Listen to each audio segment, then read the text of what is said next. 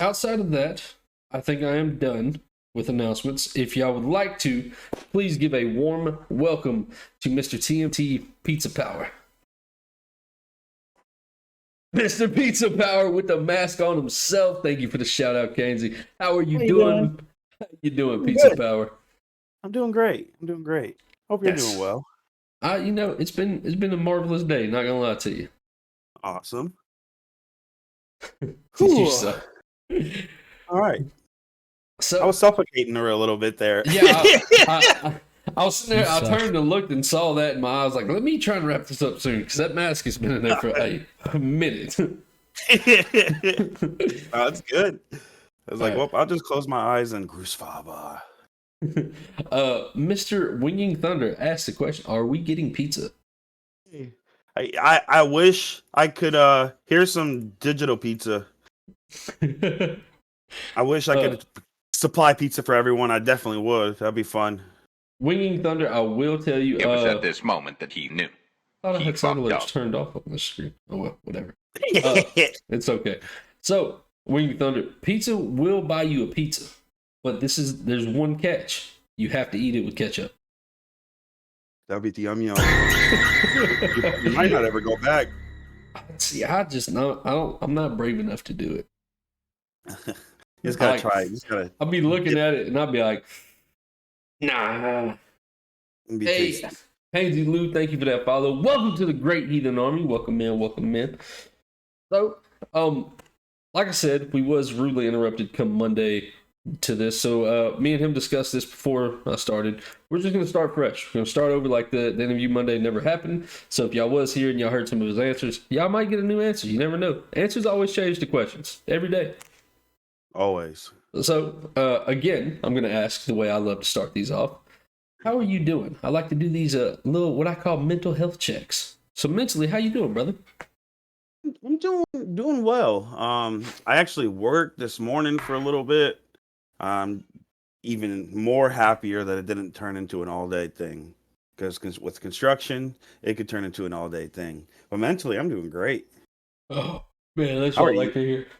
How are you doing? I'm doing good. So I went to a birthday party at Chuck E. Cheese today. I learned as an adult I don't like Chuck E. Cheese. Far too many little kids like to just sit on one machine and just stare at you when you're like, hey, I got a raid. 2 seconds. Sorry. Welcome in, Raiders. Hansy Lou, how are you doing? Welcome in. Thank you for that raid. Thank you for trusting your community with me. Welcome in, Raiders. I am the Riddler 1370. I'm Twitch's favorite Viking in the making. Not quite the #1 spot yet, but one day I will be there. I can promise you that. Write my name down. Put it in the history books because one day I will be #1. Just don't know when. Thank you for giving that shout out, Kenzie. Kenzie so Lou, how are you doing? Welcome in. How was your stream with Fortnite? Someone say, Daddy, Wait, penis. What are you talking about, Kenzie? All I heard was daddy, and I was like, what the fuck? But yeah, welcome in. Thank you for the sub, Sagging Lizard. Kenzie, we are doing an interview tonight, so what the hell? Kenzie, did you do 2 shoutouts? What was that? Sorry, I apologize. But yes, we are doing an interview tonight. We have just started it. If you'd like to stick around and hang out and meet myself and Mr. Pizza Power as well, unless you already know Pizza Power. Might be a part of his community. I'm not sure. But we are going to jump back to the interview. Jump back in. Thank y'all so much for bringing that raid over. It does mean a great deal. All right. So yes, sorry. We're talking about Chuck E. Cheese. I don't like Chuck E. Cheese. I found that out today. I went there and I looked at my wife and I was like, I fucking hate this place. Like, kids might love it, but man, I fucking hate it. Speaking of Chuck E. Cheese, there's Chuck E. Cheese frozen pizza you can buy at Walmart now. See, their pizza wasn't bad. The only issue is they cut them in slices about that thin. And I was just like, you got to eat like half the pizza. See, apparently, it's not even all the slices that you get from a Chuck E. Cheese pizza at Chuck E. Cheese aren't even from that pie. Like, it's from different pies put together. I've heard that before. And like for a long time I was very, very like iffy on if I'd eat their pizza. But you know, sometimes I'm fat and I'm hungry. I gotta eat. I went there and I'd been working like around the house majority of the day, and I was just like, oh, I haven't ate yet. I'm hungry. It was like the Chuck E. Cheese that I frequent, that we had. It's actually still around. They have the Turtle arcade game, like the original OG Turtle arcade game. So that right there, just for me, is like, okay, Chuck E. Cheese is decent. Okay. Zombie says there's no scary animatronics. Does yours still have the animatronics? It's been a couple years since I've been to that one. It had a small stage with animatronics on it, but like not a whole lot. I was gonna say the one I had, they took all the animatronics out, but I do agree that well, I know this is gonna be sidetracked from the interview process, but a little bit about me. I enjoy scary stories. I enjoy reading and listening to scary stories on YouTube and whatnot. I'm actually a writer myself. I have a few scary things like writings that I've put down on paper. I haven't ever published or tried to get anybody to read it. But one of the very first ones I remember reading was about Chuck E. Cheese. Fun fact. Interesting. Yeah. It's I don't remember. I think it was Nightmare. Mr. Nightmare, I think is his name on YouTube, if I remember correctly. He did a Chuck E. Cheese story. It's about 27 minutes long on YouTube. It's worth a listen. I think it's Mr. Nightmare. There's like five or six people like that I listen to. I don't remember. But yeah, sorry for the sidetrack. But yeah, No. The Chuck E. Cheese, there's this one little girl. I have no idea who she was. There's a crane machine where you could win a spiked ball, like a spiked bouncy ball. And she literally sat there, and there was like a line of like 6 other kids there waiting to use that to try to win one. And she stood there for like 45 minutes just shooting. No. Stood there for 45 minutes playing the machine and would like lay over top of it and then look at everybody else and be like, oh, it's still my turn, and would swipe her card again. I'm like, bro, that's kind of a dick move. You'd figure your mom would come back, hey, share. But, whatever. Not my kid, not my problem. Hey. I won my son a ball, so it's okay. Nice. But yeah, so other than that, I think let's jump into some questions. All right, so my favorite question to ask to start everything off with is, what is your ultimate goal when it comes to streaming and content creating? Ultimate goal is to entertain. To make people, whoever comes into my stream, to entertain, to make them happy, maybe make them laugh, maybe even cry if need be. Crying's not a bad thing. Crying's not a bad thing. It is not. But yeah, really just ultimately entertain and hopefully make people forget, and like any media that's consumed where you forget where you're at. No matter what it is you're doing, and you're happy living in that moment. I just want to be able to live in that moment and have everyone else live in that moment and hopefully bring a little bit of happiness into their lives as well. Sorry, I just read his question about the pizza on ketchup, or ketchup on pizza again. So he actually put that on TikTok. I don't remember how long ago it was. And like, it was I specifically remember it because my community gave me so much shit one night for saying I put ranch on pizza. And my community jumped me that night talking about that's not normal and it's not good. Ranch don't belong. I'm like, y'all are tripping right now. I fought them for like an hour and eventually they gave up. Ranch is normal as like putting jelly on toast is like. That's what I said. In my state, I don't know anyone. I mean, shoot, my son puts ranch on pizza. My wife puts ranch on pizza. My friends that I know put ranch on pizza. Like literally everyone puts ranch on pizza. That's yum. Yeah. It is very American. Yeah. So I will agree. So what I do is I put ranch on top of mine. Ketchup does go on eggs. I will say that. Ketchup mixed with hot sauce on eggs. Yes. Hold up. I know. I think we talked about this on Monday. Ketchup with a little bit of maple syrup, not drowned in maple syrup. You put a little drizzle of maple syrup and the ketchup on top of that. I know it sounds terrible. Try it out. It is. I will try it. I actually will try it, but I do like maple syrup on eggs because a lot of times, like if you're having pancakes or waffles, You know, They you just get the blend syrup, together. Yeah, it blends together, but yeah. it's also it's good. It goes good with it pairs good with the bacon too. Oh, it's really good with sausage. Yeah, The that too. syrup with sausage, it mixes perfectly. Mm, I'm hungry, man. We Dutch people put mayonnaise on every mayonnaise. So Mayonnaise, I don't disgusting. understand people with mayonnaise because mayonnaise is one to me. It's absolutely disgusting. I hate Yeah, mayonnaise. No offense yeah, to you, mate. Zombie. I promise. But to me, mayonnaise has no flavor, and people be like, "Oh, this mayonnaise is awesome." It's like you're eating water, basically. Like a It's the equivalent. It has no flavor, but like a tea syrup. like a thickum cream, basically. I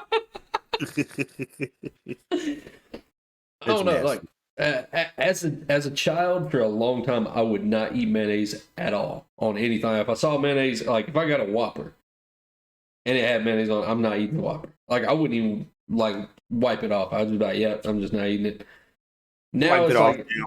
I was gonna say now if I see it, I'm like, all right, I'll eat it just because I'm not wasting food. But It depends how much mayonnaise is on there because if it's like been like McJizzed all over on it, like I can't. I'm gonna have to wipe it off. yeah, I've seen some sandwiches where it literally looks like they took the spoon and just and it's like Splooge all yeah, it's over like nah, bro, I'm good with that. it. Like nacho cheese to dip in pizza. Yeah. That might not be bad. Not gonna lie to you. That might be decent. But all right, all right. So let's jump into the next question. What aspect of content creation do you enjoy the most? Do I enjoy the actual aspect? That's a hard question because I kind of enjoy it all. I mean, it can get pretty long and cumbersome and boring sometimes. You know, if you're editing videos, as far as like not doing non-live content. Mm-hmm. But I think my favorite part of it is being live and just interacting with other people. I can agree with that. I think that's the Now, best part of it. fun fact about me that a lot of people have actually known in my community: I don't edit anything, like nothing. It's mostly because I don't know how to. I Yeah, do want to learn so I can make better quality videos, but I have not edited a single video that you see on either. I do some edits on TikTok with what they give you. They're not professional grade, obviously. it makes everything easier. Yeah, and then every video you watch on my YouTube channel, if y'all are on there or if y'all haven't sub to me over there, check it out. I did a new video yesterday. I have one dropping tomorrow as well. Nothing on there is edited at all, and to me, I think it's okay.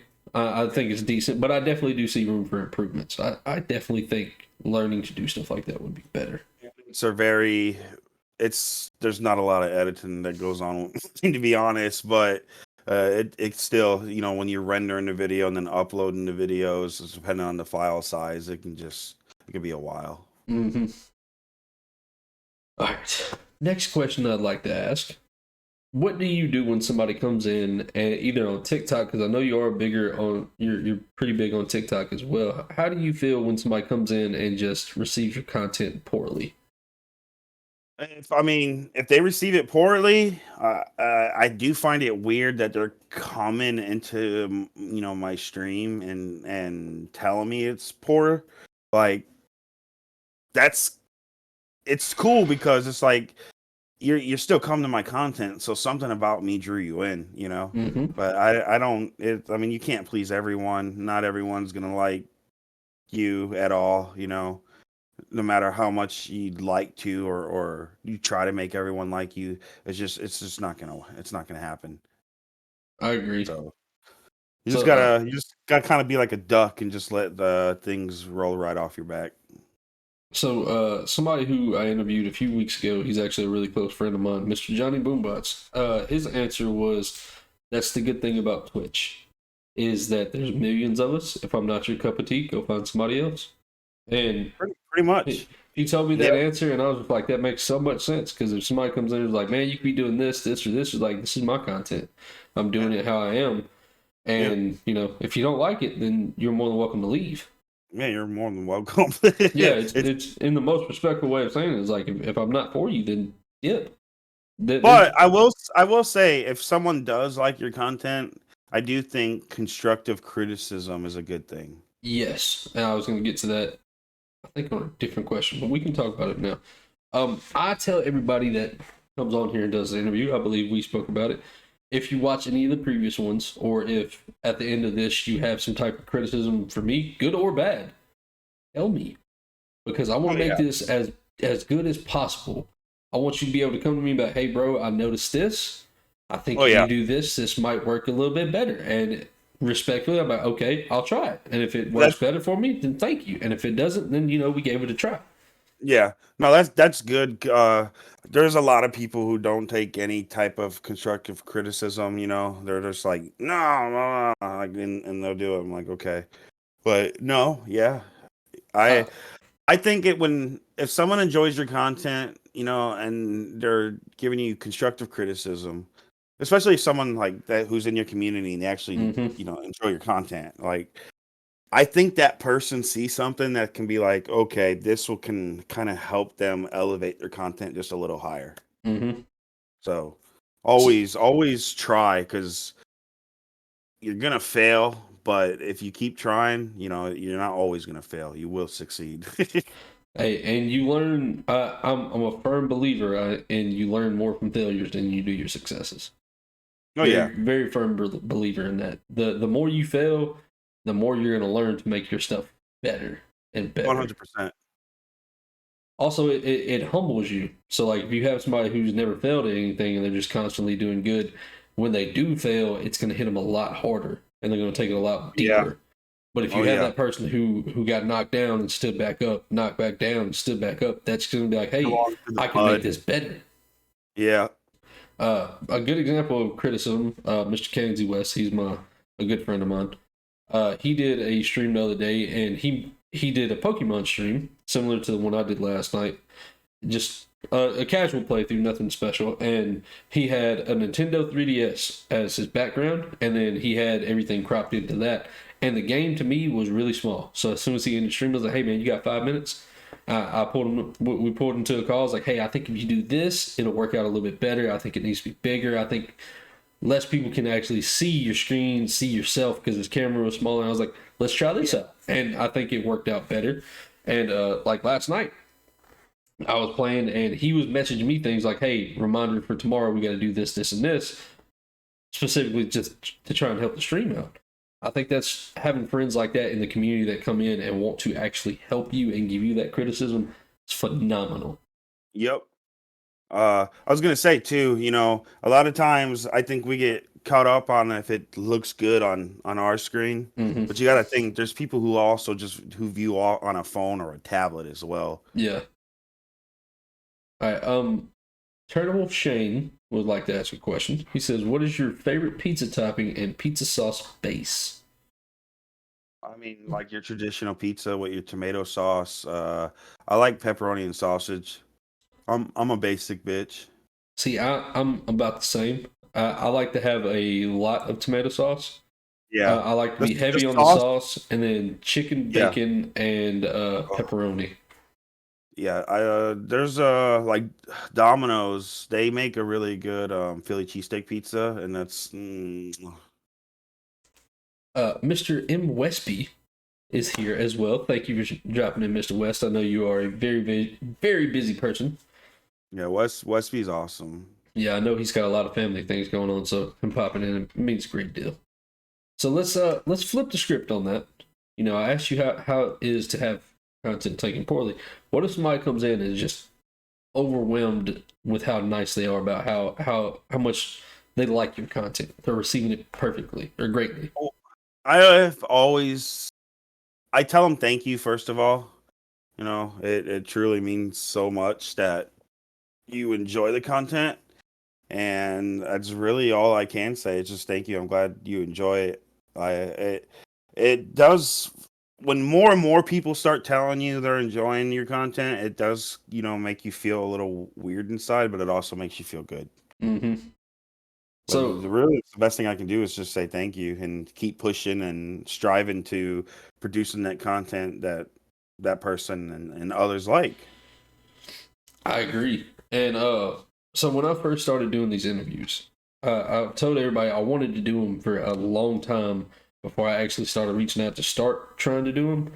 I think it's a great, good thing you're doing them. I had people, I still have people message me and tell me almost every week, like, man, you're doing a great job. I love these. You do such a great job at this. I can see how much you like it. And it just, like, it does a weird, like a warm fuzzy feeling, I guess is the best way. Like it'll bring a tear to my eye because I'm like, somebody's actually appreciating all the hard work that I'm putting into this, and it does mean a lot. And I don't think that's one of those things that a lot of people understand. A small message saying you're doing a great job goes such a long way, and a lot of people don't understand that. It really does. It really does. It's you know what's even crazy is just like there's people who are stingy on social media about liking shit. They just won't like anything. And it's like you've already watched a video, like a like is free, you know? Yeah, At the very minimal. I've had conversations with that with my IRL friends about my content, and I've told them I was like, y'all don't understand the algorithms. Like, if 10 people just like my content and leave an emote comment or something, just something like that, I was like, y'all could push my content out and help me to reach other people and grow and grow. And it's like y'all don't do it. Because I'll have friends call me and be like, hey, like I watched your video of such and such. I was like, I didn't see you like it. What? I will say this, and I mean this 100%. This is word for word what one of my friends told me. It was a TikTok video I made. He's like, man, that video is funny as hell. And I was like, man, I didn't see you like it. He's like, you ain't a female shaking the ass, so I ain't liking it on TikTok. I was like, bro, but we're supposed to be boys. Like, what the fuck? See, I've had people tell me, "Oh, you're all over my TikTok. You're all over my TikTok. Well, I don't see you liking my videos. Mm-hmm. I don't see you liking my videos." It's just here's the crazy thing, and you said about friends and locals, especially with me being in the music scene for the past 5 years. Your biggest hater is someone that you know. Your biggest haters are the people who are around you, and they won't support you until you reach a level of success. But your biggest fan, you know, or enjoyment or friendship are from people you don't even know in person. Yep. Like you never met, and it's crazy how that works. I've told so many people it's crazy that it's exactly what you said. People I've never met a day of my life support me Yeah, and tell me how much of a good job I'm doing versus everything else. And I tell people, like, I've never met these people, but they yeah, appreciate my content and appreciate the grind that I'm doing more than my best friend of 15 years. yeah. And it's Yeah, crazy. I would And say. Sorry, go ahead. I was laughing at what Westby said. He said, I like all your videos. Yeah, no, Westby's awesome, man. I love Westby. I was, outside of my immediate family, I'm gonna go ahead and tell you right now. There's only two people that I know in person who are real to the core, to the bone. Everyone else, whether it be in bands I've been in, that I've met in person, people passing by who I've had relationships with, friendship relationships or business wise, it's always been one sided on their part, and they don't most a lot of people don't care about you. They Mm-hmm. only care about themselves, and I'm not down with that at all, at all. Because if I've always been the kind of person, if I'm eating, guess who else is eating? Everyone All else. of my Everyone else friends. is eating. Yep, yep. Westby is talking shit. So I don't know if you know, me and Mr. West have a growing rivalry when it comes to anime talk right now. I am prepping a stage for us to fight on. West, Ooh. I'm gonna message you after stream tonight about the date for that as well. And Well, I'll get all your asses at Ninja Storm. probably, I'm just saying anime wise. Let's keep it anime. I'm whooping everybody's ass in anime. Strong, maybe a hug fight. We'll take that. But West, I'm gonna call you out real quick just to talk shit, just because he's my buddy and I'm going to. He said he likes my videos too. You didn't like my YouTube video yesterday. Sorry. Back to that. I'm sorry. I just like to mess with him. Well, what's your favorite anime? My favorite anime right now is Naruto. You see, that's why I said Ninja Storm, because Ninja Storm's Naruto. In the game, I haven't played the game in a long time, but I am very good at the game. Yeah. But that number one slot might be getting took next year. I played competitively in a tournament, like a real Who did you main in that game? I main Little Naruto, the young Shino and regular Shino for teams. So my main was Asuma. He was my main, and then my second main Asuma. Was Teenage Neji. Okay, those are my two mains. Yeah, I didn't ever mess with the teams aspect of it. Single battles, battles and team battles. Yeah, I always did singles. See, I love singles. Anytime it's singles, I'm usually Kid Naruto. So I liked singles specifically because with that game, if you flick the left stick, or right stick, you could flick that and it would activate your, or not ultimate, but it would activate like your chakra overload, and then you could just flick it on and off. So I would start a combo, then I'd flick it with Asuma or Neji because I'd be in the midst of a combo, and then I'd smack the shit out of them, taking all their chakra, and then I'd flick it off when I'm ending the combo. That way I gain on mine back. That was my favorite. I never did competitive battles on there. I would battle online, but never like super competitively. We had a gaming tournament here. It was official, like the Call of Duty going on, or Overwatch at the time when it came out. And Naruto Ninja Storm 4 was one of them, and I was like, I'm going for Ninja Storm. I didn't win the tournament. My friend that I went with, he's, like I said, one of the real day ones. He got second place in the tournament, man. And we around here we call him like the guru because I can beat him, but it takes me a couple of matches to beat him, and he always kicks all of our asses. Hey, you got to have that one friend that'll beat the shit out of you. It keeps you the humble. Guru, yeah, the Master Roshi. It keeps you humble in the game. Yeah. All right. Yep. So let's move on to the next one. Do you take any steps that will fuck you, Kainsey, first of all? Sorry. In the midst of reading the question. Kainsey, don't start your shit with me because we'll jump on Showdown after this and I'll beat your ass on there again. Don't try me. Now we're going to do random battles. We're not putting teams against each other because fuck you. But what is your favorite thing about content creation? Your number one thing? I know it's probably the same answer as your favorite aspect of it, but yeah. No, not necessarily. I think my favorite thing is all the friends I've made. That's fair. All the friends I've made. That's a good one. I've made, honestly, I think it's hard to call some of my real friends my best friends because I talk to my friends that I've made through Twitch more often. Which I don't know. I don't really see how I categorize that because there's people in the community I talk to every single day, and there's some of my friends in real life that I don't even talk to every day. Right. Yeah. Oh, same here. I do. Just so many Twitch streamers I talk to I'm either in the streams or I'm interacting with them on TikTok or something way more than 99% of the people I know in real life. Mm-hmm. Do you find that?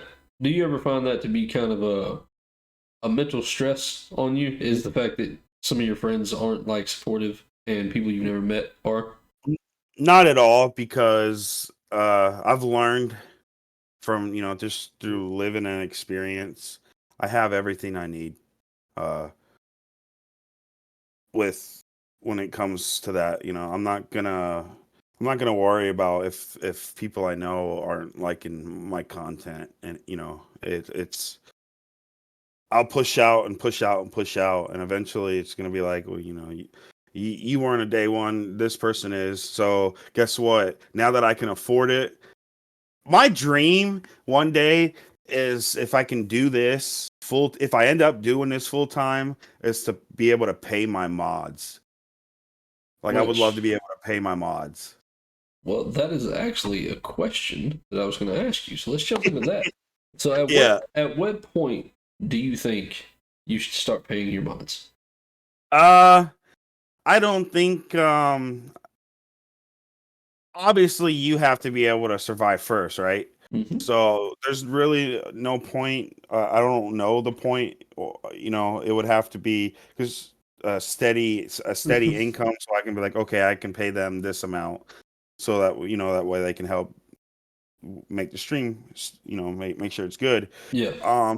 I think if you've been doing it a while and your mods have been there for you since day one, I think gifts can be a good thing, like maybe gifting your mod, a game or a gift card or just something as a token to say thank you. Mm-hmm. Which I haven't done yet. Or one mod I have actually. Back when I first started, he was right there with me. I was like, wow. So yeah, I gifted him a game in the very beginning. Zabumbi, it was nice meeting you. I hope you have a great night. Sorry it is so late for you. Have a good night. We will talk to y'all tomorrow. Thank you. Also, I'm gonna drop a Discord link real quick. Ladies and gentlemen, if y'all are in the stream and y'all are not a part of the Discord and y'all would like to be, please join the Discord. There's a lot of cool and amazing content creators on there. You meet a lot of really cool people. You also get to see and talk to me on a more personal level if you like. I am very interactive in my Discord. If you send a message, I talk to you. Sorry, self-promo inside of this.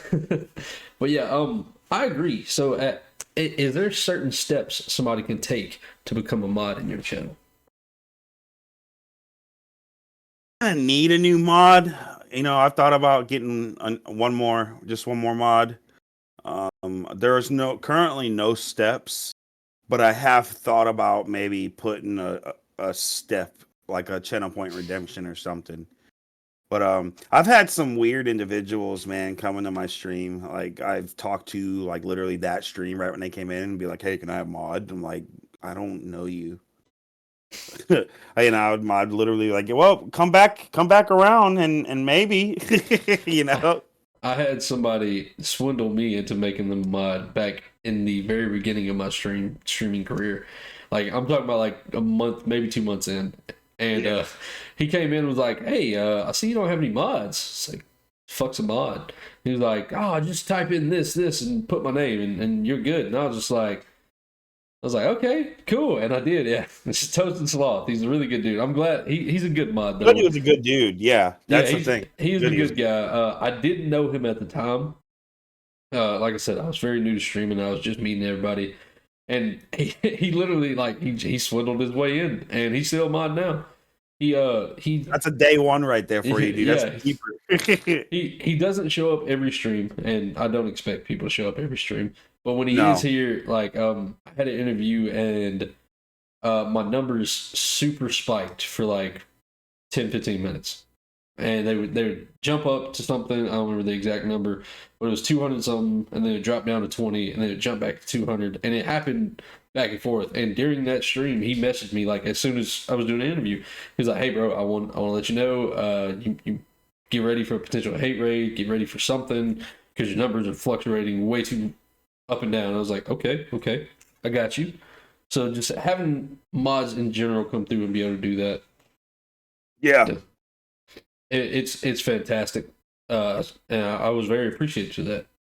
Mr. Boombots has joined us. Welcome in, Johnny. He is also one of my mods. He's a really good dude as well. Johnny. All right. So you said gifting mods, games and stuff is a good way to give back.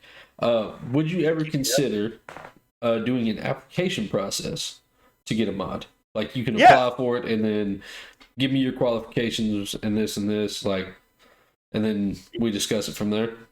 Yeah, that's a good idea too. But I mean, you'd have to screen those too, because I mean, just because you do an application, just like in the real world with a job, you could be hiring a potato. I hate to say it like that, but yeah, it could be someone who's being nefarious, trying to get.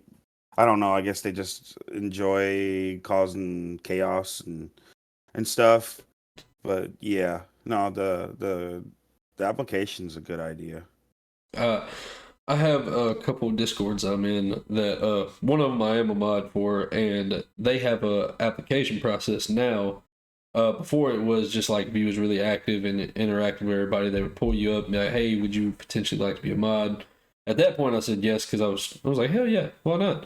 But now they have a whole application process where you got to apply, and then all the other mods have to get together and be like yes or no. It's really weird, but it's also very efficient. Yeah, that's good. That's good. I don't know if I would incorporate something like that in my Discord or my stream and whatnot, simply because I'm my worst critic.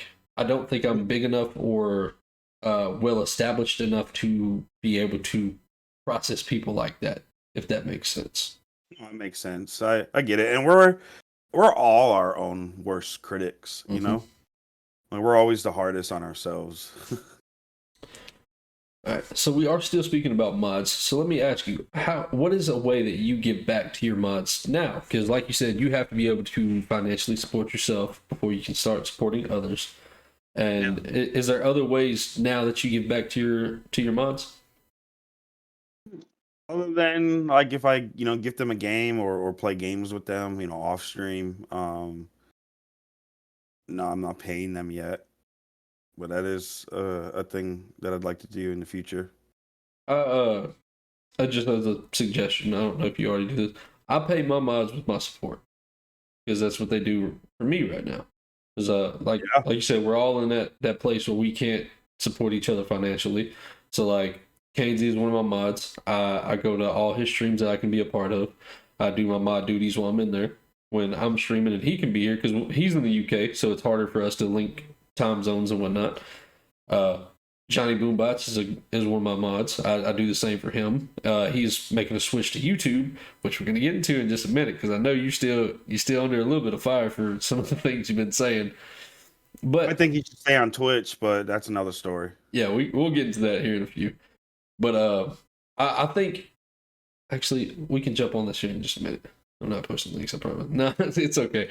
So we can jump into this conversation. Johnny Boombots is making the switch to YouTube. He started November 1st. He's going to start being full-time YouTube.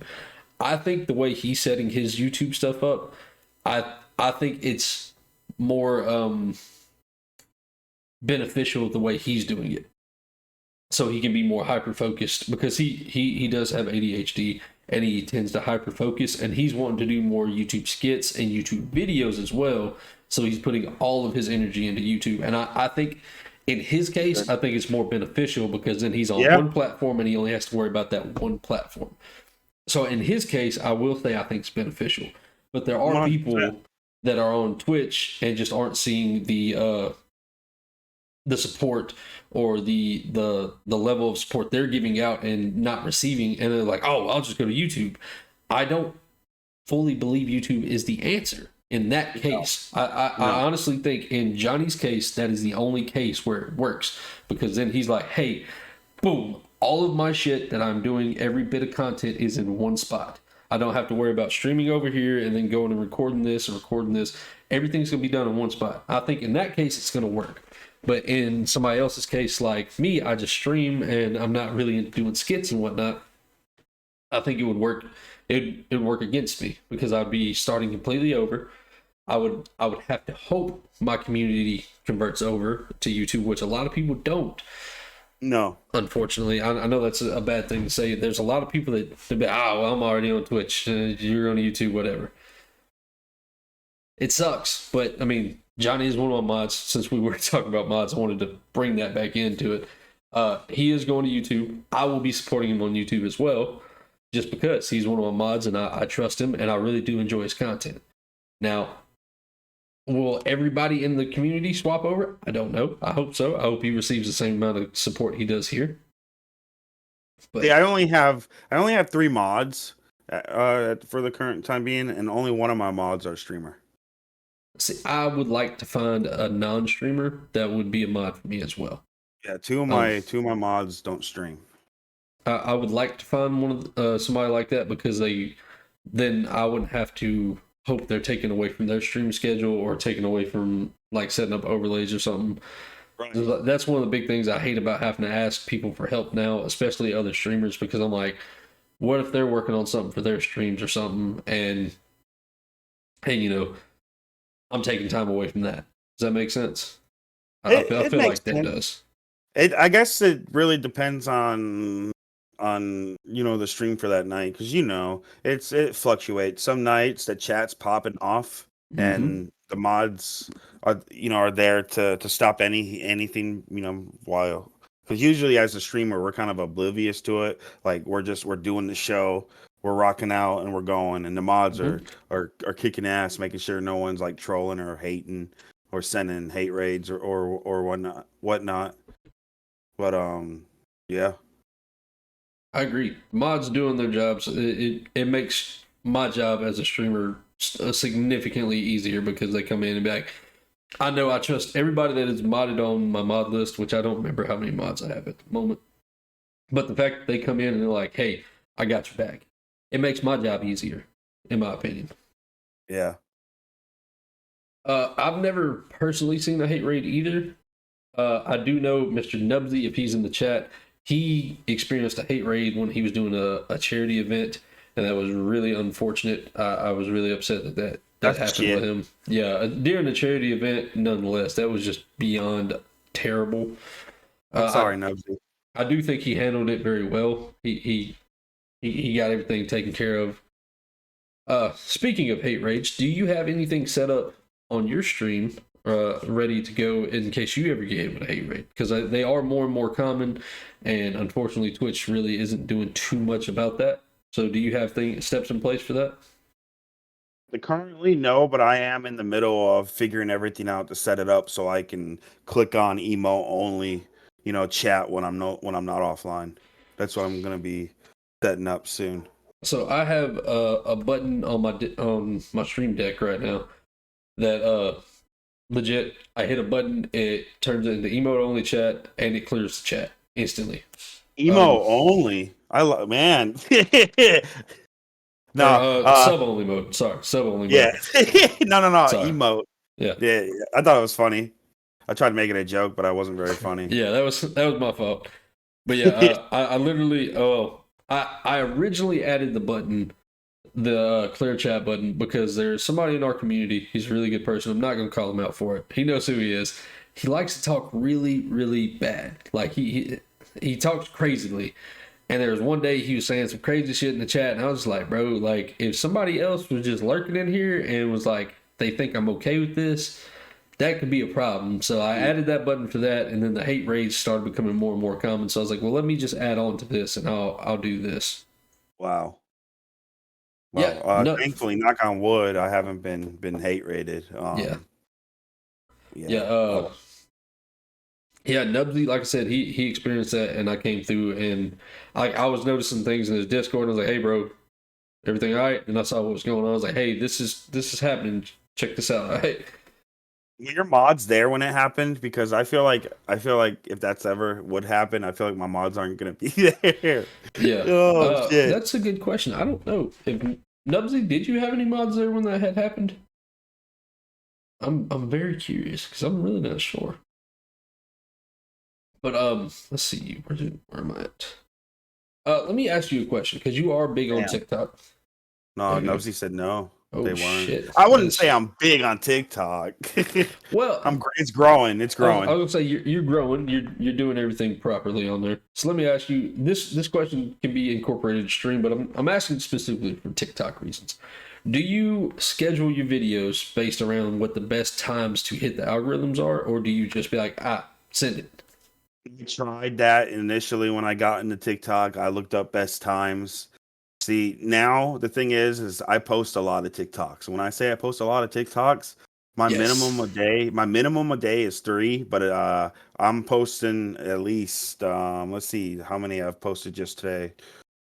I know every time I get on TikTok, he's within the first 2 videos pops up. I've posted 5 TikToks today, and that's kind of a low number for me because I'm posting anywhere from 3 to 20 a day. Damn. a day. Yeah, it's But I mean, I don't know if you look at your numbers, but I know every time I see your face pops up on mine, I know your likes are looking up and your interactions in general are looking up, and I think that's a beneficial from how often you're posting. yeah, yeah. It's taken a bit, but I think if you want to grow on TikTok, at least it's what's working for me. Um, is really just it's so much a day. I think if you really want to get seen more, you're gonna have to post more than 3 a day, in my opinion. I have not had any brain farts, Lucky Bard. I have not had any brain farts when it comes to making content.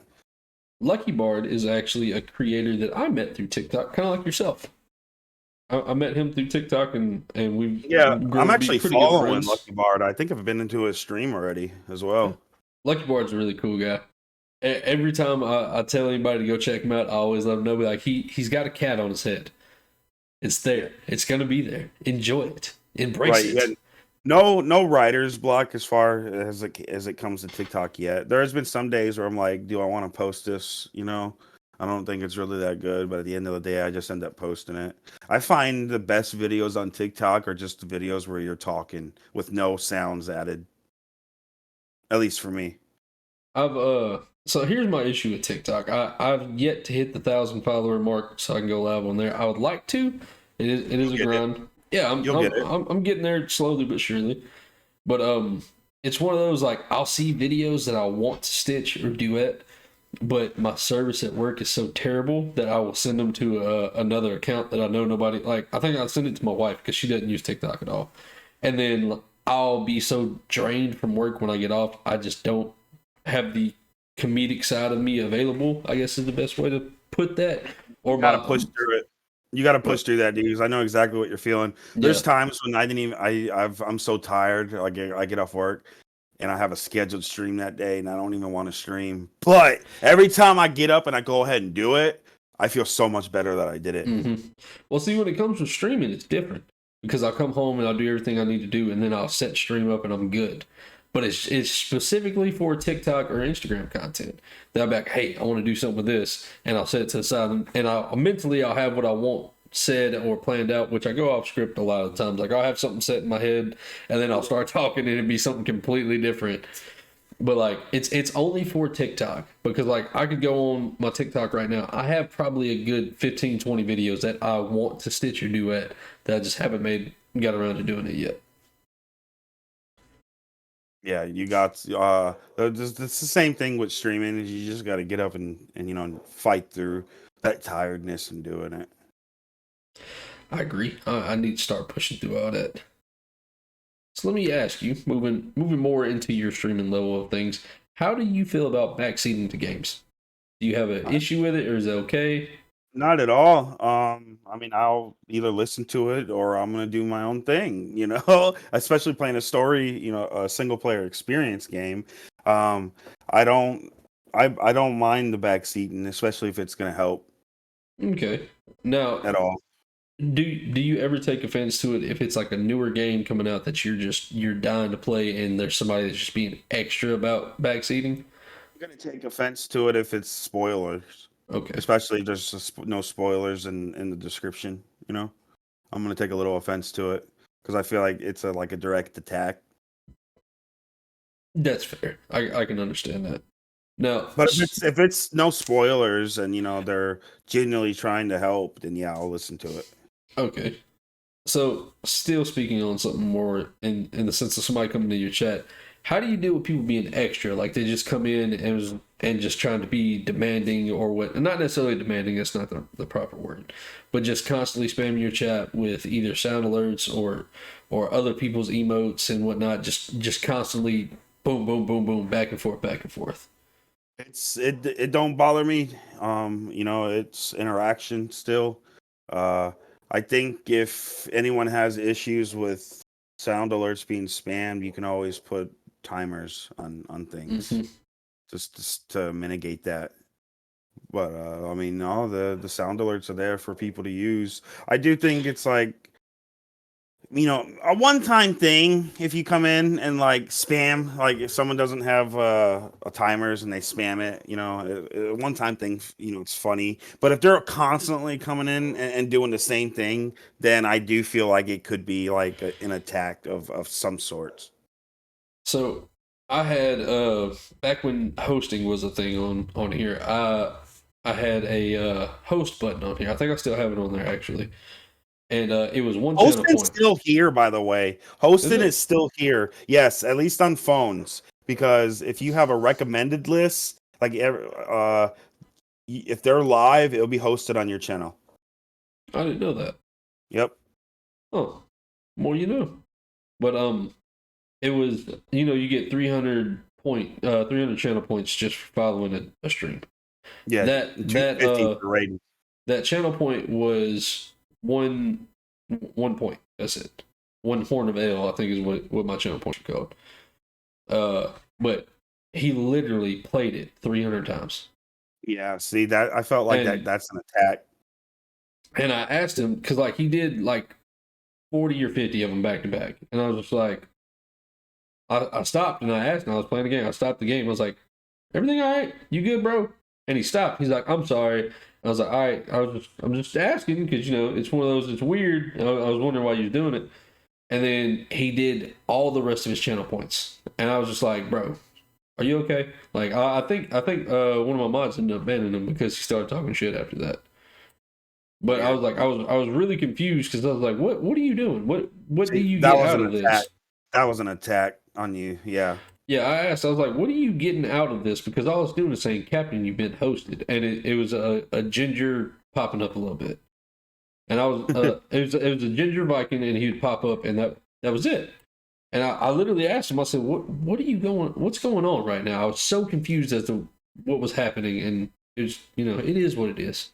What's really crazy is I don't know if you've seen this when you've been networking, but I've met streamers who will literally just jump in a bunch of different streams and tell them, "Hey, I hosted you," and then they go into the next stream and yeah, sure they hosted you, but it was only for like 2 or 3 seconds because they jump into the next stream to host the next streamer and the next one and the next one, and it's just like that's scummy. So I had one of my mods had messaged me about some people saying they were lurking. So it's one of those, I don't know how you feel about this, so I'm going to turn this into a question. If somebody comes into your channel and says, "Hey, I'm lurking. I just want to let you know I'm lurking," and then they disappear. If your mods, because in mod view you can see everybody that's in your channel at every point. So if you refresh the page 2 minutes after they say, "Hey, I'm just lurking," and their name's gone, how does that make you feel like? Does it bother you at all? Because like me personally, I don't look at my numbers during stream at all. Doesn't bother me, but if it's someone that I've been networking with and they're doing it, I'm just gonna stop networking with them. Okay, I mean that's understandable because like I had one person that he would come in every day, "Hey man, I'm lurking," and then they would disappear. So like they'd pretty much just come in and say they was lurking, and then they would leave. And one of my mods messaged me, was like, "Hey, I want to let you know they're not really here," and just giving you the heads up because it was somebody I was networking with a lot, and I was just like, "Oh, okay." And I got to the point, well, not where I would look at my numbers, but like specifically when that person would pop up and be like, "Hey, I'm lurking," I would turn my views on for just a second, like or the list of viewers that are in there, and I'd be like, "Okay, let's see how long he's in here," just to see. I don't never have my list of viewers at all. When I'm streaming. I do have this thing called stream avatars. So if you're chatting, your little avatar will be down there. I got my Deadpool on there. If you do leave, the avatar will disappear after a little bit. It will disappear. Like you can lurk in those with that. You can still be lurking. If you don't talk, I think it's after 15 minutes your avatar will disappear, but you can still be in the streams. Yeah, well, not mine. The way I have it set up, it's like your avatar's there the whole time. Oh, if you're there. See, I didn't know that. I didn't know you could do that. I don't have stream avatars. Yeah, you could change the settings. You can do it to where if they're lurking but they're not talking, the avatar disappears or the avatar stays there the whole time. But I've experienced some people, man, who literally like you said, they'll lurk and then exit. I actually made a TikTok video that was like streamers who jump into it was like using that cap song, like cap cap of with the bush and then disappearing. Yeah. Like lurk and then actually leaving the stream. So like I'm a firm believer of I'm a heavy lurker. I lurk in there. If I see you up and I'll pull you up. There's some days I don't even say lurk. There's some days I'll pull up a stream and I'll just like I got you set on this monitor and I'll be over here messing with the things I need to mess with, and then I'll be watching the content, but I just won't be interacting with it. It's just one of those. I'm still giving you a view. I know it's not interaction, but at the same time, I'm still supporting. And like if I was to jump in your stream back, hey, I'm lurking, and then I exit out 2 minutes later, I feel like personally, like I know we all have different beliefs in how streaming is. I feel like an asshole when I have to do that. Because there's been a few times where I'm like, hey, I'm lurking, and then my wife comes in and is like, hey, we got to go to the store and do this and this. And I don't want to leave my PC running the whole time because I don't know how long we're going to be gone. So I have to cut it off. And like, I genuinely feel like an asshole when I have to be like, hey, I'm lurking, and then I actually do have to leave. Yeah, no, it's I don't typically say lurk, you know. I'll chat for a little bit, like, hey, hey, how are you doing? Hope you're having a great day. But if I can't like sit there and chat, I'm gonna still be there, but I'll go off and do other stuff. But the view's still gonna be there. But I always, even if I don't feel like saying anything, not whether just I'm working or I'm tired or whatnot, or I just want background noise, I just pull the stream up. That's fair. But, it's I think either or. I think the streamer appreciates it. I'll tell everybody. So I think it was recently. I don't know if you said it. So there was a streamer banning people for lurking and not being interactive. What did you think about that? Because I don't remember the name of the streamer, but I do remember that was going around for a couple of days. He literally stated, he said that. Yeah, I saw a Twitter post about that, which I actually had retweeted and put my own little sentence and thoughts onto it. I think it's stupid to ban your lurkers. And I was in a Twitch stream about. It's funny how it just got big last week, because the week before last week, so 2 weeks ago. Maybe 3 weeks ago now, before this was even like a news thing, I was in someone's stream. I'm not going to mention their name. Okay. They were banning lurkers. They were like, I guess, their mod was their girlfriend or whatnot. I was like literally the only viewer. And he was like, how, and the mod was saying, so-and-so, like listing so-and-so, like, first of all, don't call out your lurkers. Yeah. But second of all, they were like, this is so-and-so. And they were like saying, oh, I just think they're all bots. I think they're bots, so they're all getting banned if they don't say anything. So they'll like say like, hey, if you don't say anything within 15 or 10 minutes, you're getting banned. And it's just like so I've noticed I had yeah. I want to say it was one of my bigger streams. I don't remember what I was doing. But somebody had came in and called out my lurkers. It was a viewer came in and called them out, and they left. And like I had to have a conversation with them after the stream, like, hey bro, like they're lurking for a reason, just leave them alone. Like that and another, it's kind of like Twitch etiquette. It's one of those like, don't ever bring up my viewers. Like if I'm streaming, let's say I have 100 people in here right now. I don't know. I don't have like my viewers pulled up. It's an unofficial official like rule of Twitch etiquette, basically. Don't ever come in here and be like, oh man, there's so many people in here. Be like, I don't know that. As far as I know, it's just me. Like even with the stream or the chat popping up, it's like in my head, it's just me. Don't come in here and tell me, because like, what if you came in and be like, damn, this chat's dead. Ain't nobody here. Like that hurts me, because like I know when I first started off, I started streaming on Streamlabs. Okay. And on Streamlabs, I don't know if you started there or not. There's a button on the stream, on the starting live stream. You can push it and it'll tell you how many people's on there. And I can't tell you, like, I would always tell people it's cut off, and I would leave it cut off. But like if I would talk for 30, 45 minutes playing the game and nobody has said nothing, I'd always be like, I'm curious. So I would click on it and be like, I wonder. And then like I would see one or two people, and it would be a noticeable shift in my energy on stream. Like I wouldn't want to do it. So switching over to OBS, and I don't have that button on there, it improved my energy levels on here because I can't see how many people I have. I never. Yeah, that's have. what I like about OBS. It doesn't show your view count.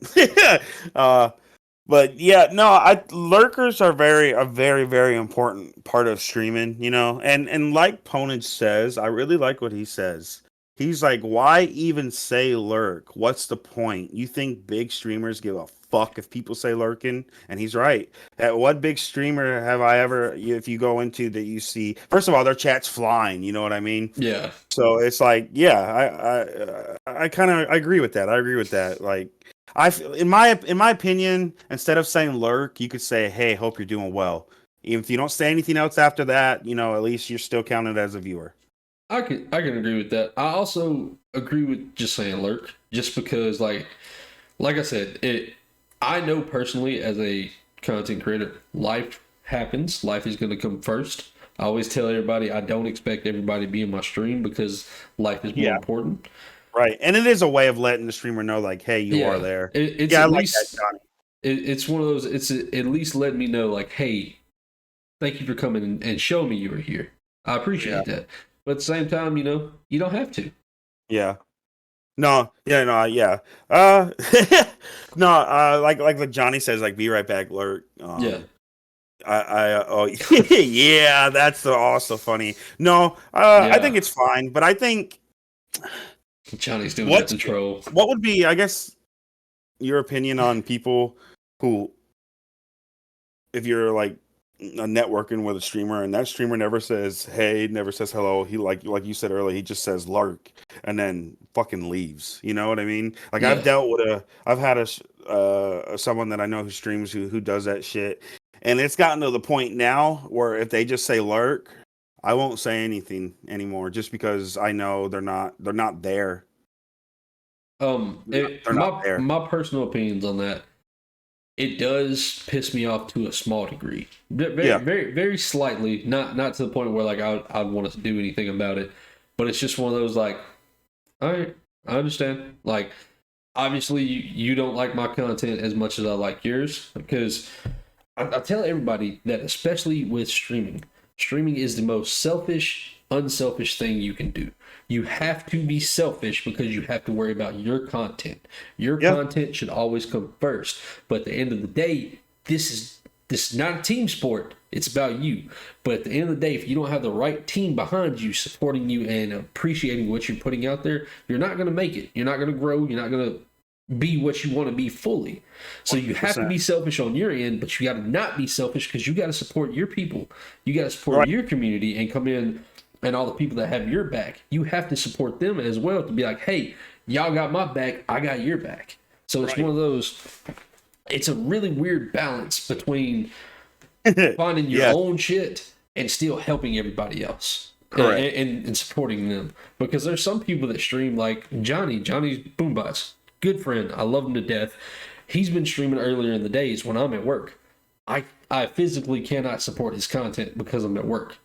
And I hate that I can't do that, because when he does come in and be supportive, it's like a terrible feeling. Yeah, it's one of those like, damn, he's streaming at 9 o'clock in the morning. I can't even be in there watching it on my break because of how shitty my service is. No, I know it's because of your work, Johnny. I was using you as an example because, and then another one that recently I haven't been able to spend as much time in Mr. M. Westby. I haven't been able to spend as much time with him because I've been working Saturdays and Sundays as well, and he streams while I'm at work on those. Here's a way. Here's something that you could do to show, like, okay, I do like you said, like Johnny and Westby, with, you know, your number one like mods, you know, if you want to support them but you can't because you're at work. When you get the chance, if you have the chance, watch their VOD. You know, watch the VOD if you're able to, and then when they come into the chat, say something about the VOD. Be like, hey man, I know I wasn't there, but I really liked what you did at this part of the game, or if they're doing an in real life stream or a different type of stream, I really like this part. Just to let them know, like, yes, you still saw it, you know? Yeah. So my way of giving back, like I said, with how I do it with not only my mods, but how I give back with support. Like, for example, you're not a mod on my channel, but the moment I see your face pop up on my TikTok, I instantly like the video, even before I watch it. Same with you. I instantly like it, and I leave some type of a comment. Most of my comments are just emojis to help with the algorithm, unless I actually have something to say about the content. Same. But that's just a way that I do that, because I know, like, hey, if you're streaming at this time and I can't stream, because our streaming schedule conflicts sometimes. Yeah. So it's one of those, I can't be in your stream and stream myself and without lurking and whatnot. So it's just one of those. That's a way I give back to my people, because I want to be able to always be able to say, hey, I still want to support you, even if I can't be in your streams. Right. Agreed. Yes, Johnny, there are a ton of ways to support offline. Yes. It's not all, at the end of the day, like, streaming's fun, but if you have a content creator that you like and you want to support them, like, there's way more than just watching live streams. Mm-hmm. You can interact with their Twitters, their Instagrams, their Facebook. I gotta get better at Twitter. I'm terrible at Twitter. I'll go like two or 3 days where I'm really good at Twitter. I'm networking, I'm talking to people, and then I'll forget that app is on my damn phone. Yeah, I forgot it about it for a long while, because you see, I just started streaming again in the end of February of 2021. I had streamed from November of 2013 to 2016, right when I entered the music scene, and I'd stopped streaming. I only had 38 followers when I stopped in 2016, and that was like what, 4 or 5 years of streaming, and only 38 followers. But I was more into uploading content on YouTube at the time. I would record my gameplay and upload just content to YouTube for VODs, not streaming on YouTube. But when I did stream, I streamed on Twitch. I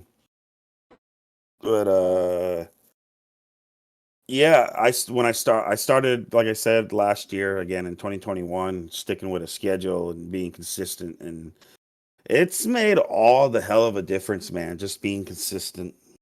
That is the biggest thing I think a lot of people don't understand, is consistency is key. Well, you don't always have to be consistent and stick to your schedule always, but having a schedule set so people know, like, hey, on Monday, I'm going to come to the Riddler stream and he's going to start at 7 o'clock. I know every Monday he's going to start at that time. Right. Having that set schedule comes in handy for people, because they know, hey, this is what's going on. So I think having that level of consistency comes in handy. Also, uploading. Like you said earlier, you upload up to 20 TikToks a day. That consistency of uploading helps your viewer base, because more people are going to see it, because, hey, you're like you said, your friend said you're all over their TikTok. You're all over mine too. So every time I load TikTok, I'm like, I know I'm going to see a Pizza Power TikTok. I know I'm going to like it because he's my friend, and it's always funny. Oh yeah. Also, one of my mods, can y'all start a poll? I'm curious just to see what y'all think. Does pizza belong, or does ketchup go on pizza? Yes or no? I thought you were going to say pineapple on pizza. No, I'm not a fan of I'm not a fan of cooked. I'm not a fan of pineapple on pizza either. I'm not a fan of cooked fruits at all. It's really weird. Unless it's like an apple pie. See, even then, I like the sauce that comes with the apple pie, but I don't like the apples itself.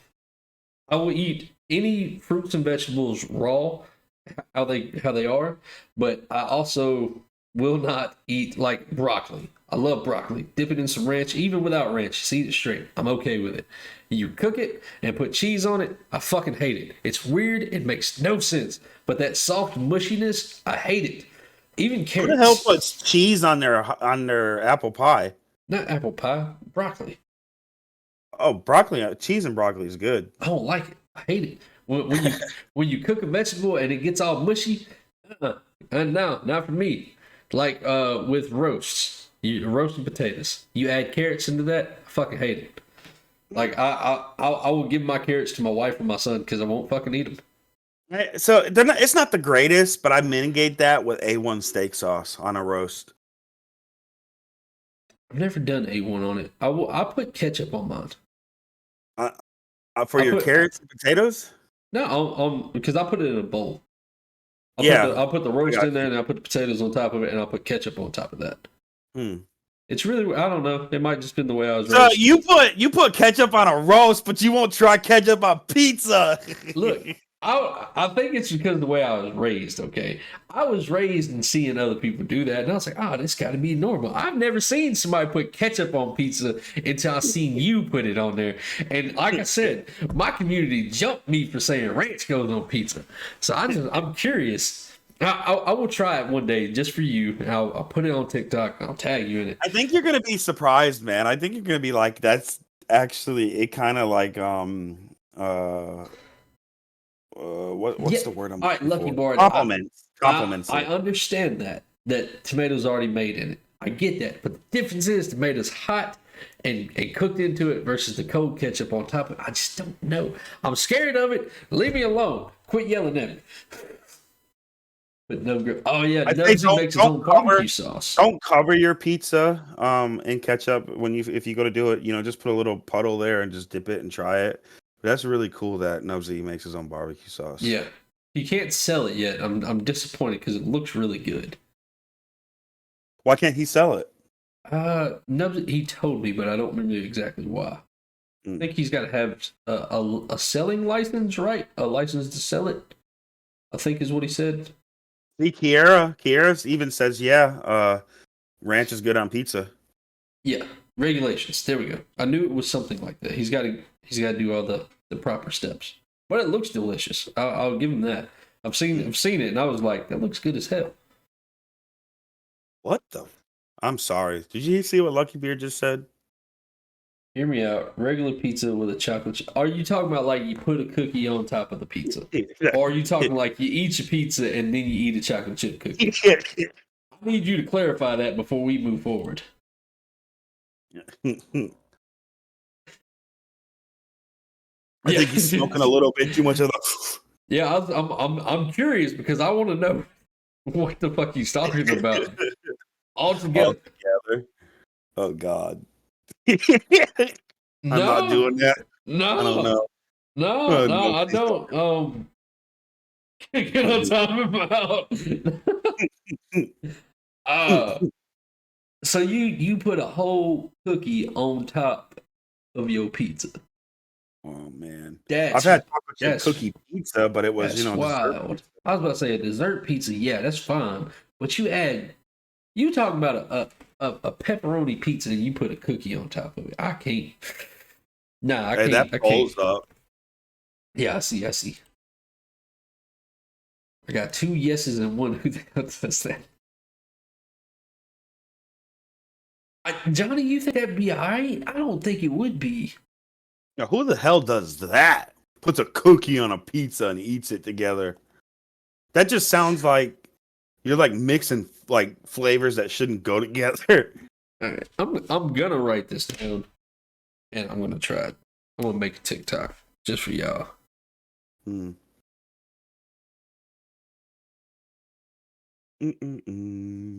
While he's writing that down, Riddler's chat, that poll is up. So if you guys would vote, that'll be really, really sweet. Yes, sir.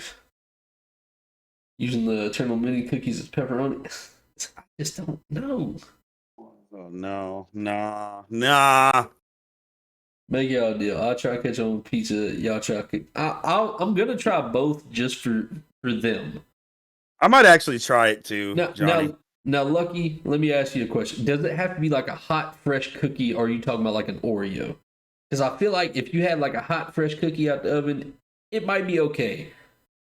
What kind of cookie? Like chocolate chip cookie? Oreo? Yeah. Like, what are we talking about here? Oreo won't work. Yeah, see, I don't think an Oreo would work because of the crunch factor. It's gotta be a chewy. I need a determined cookie though. Okay, Kainsey, cookie is like an Oreo for us. I know y'all like to call Oreos biscuits over there, and I understand why the Revolutionary War happened because of that, but you just leave me alone, okay? Chewy chips. That sounds so weird. Hit fresh chocolate chip cookie. Okay, hot, fresh. So fresh out the oven chocolate chip cookie on top of pizza. All right, I'll try that. It's freaking... I don't know, man. I'm scared of that. But Lucky, I will try that, okay? You know what is somewhat semi decent? That canned cheese where it's The like cheese whiz. cheese whiz, yeah, but it's like it sprays out of the can. Yeah.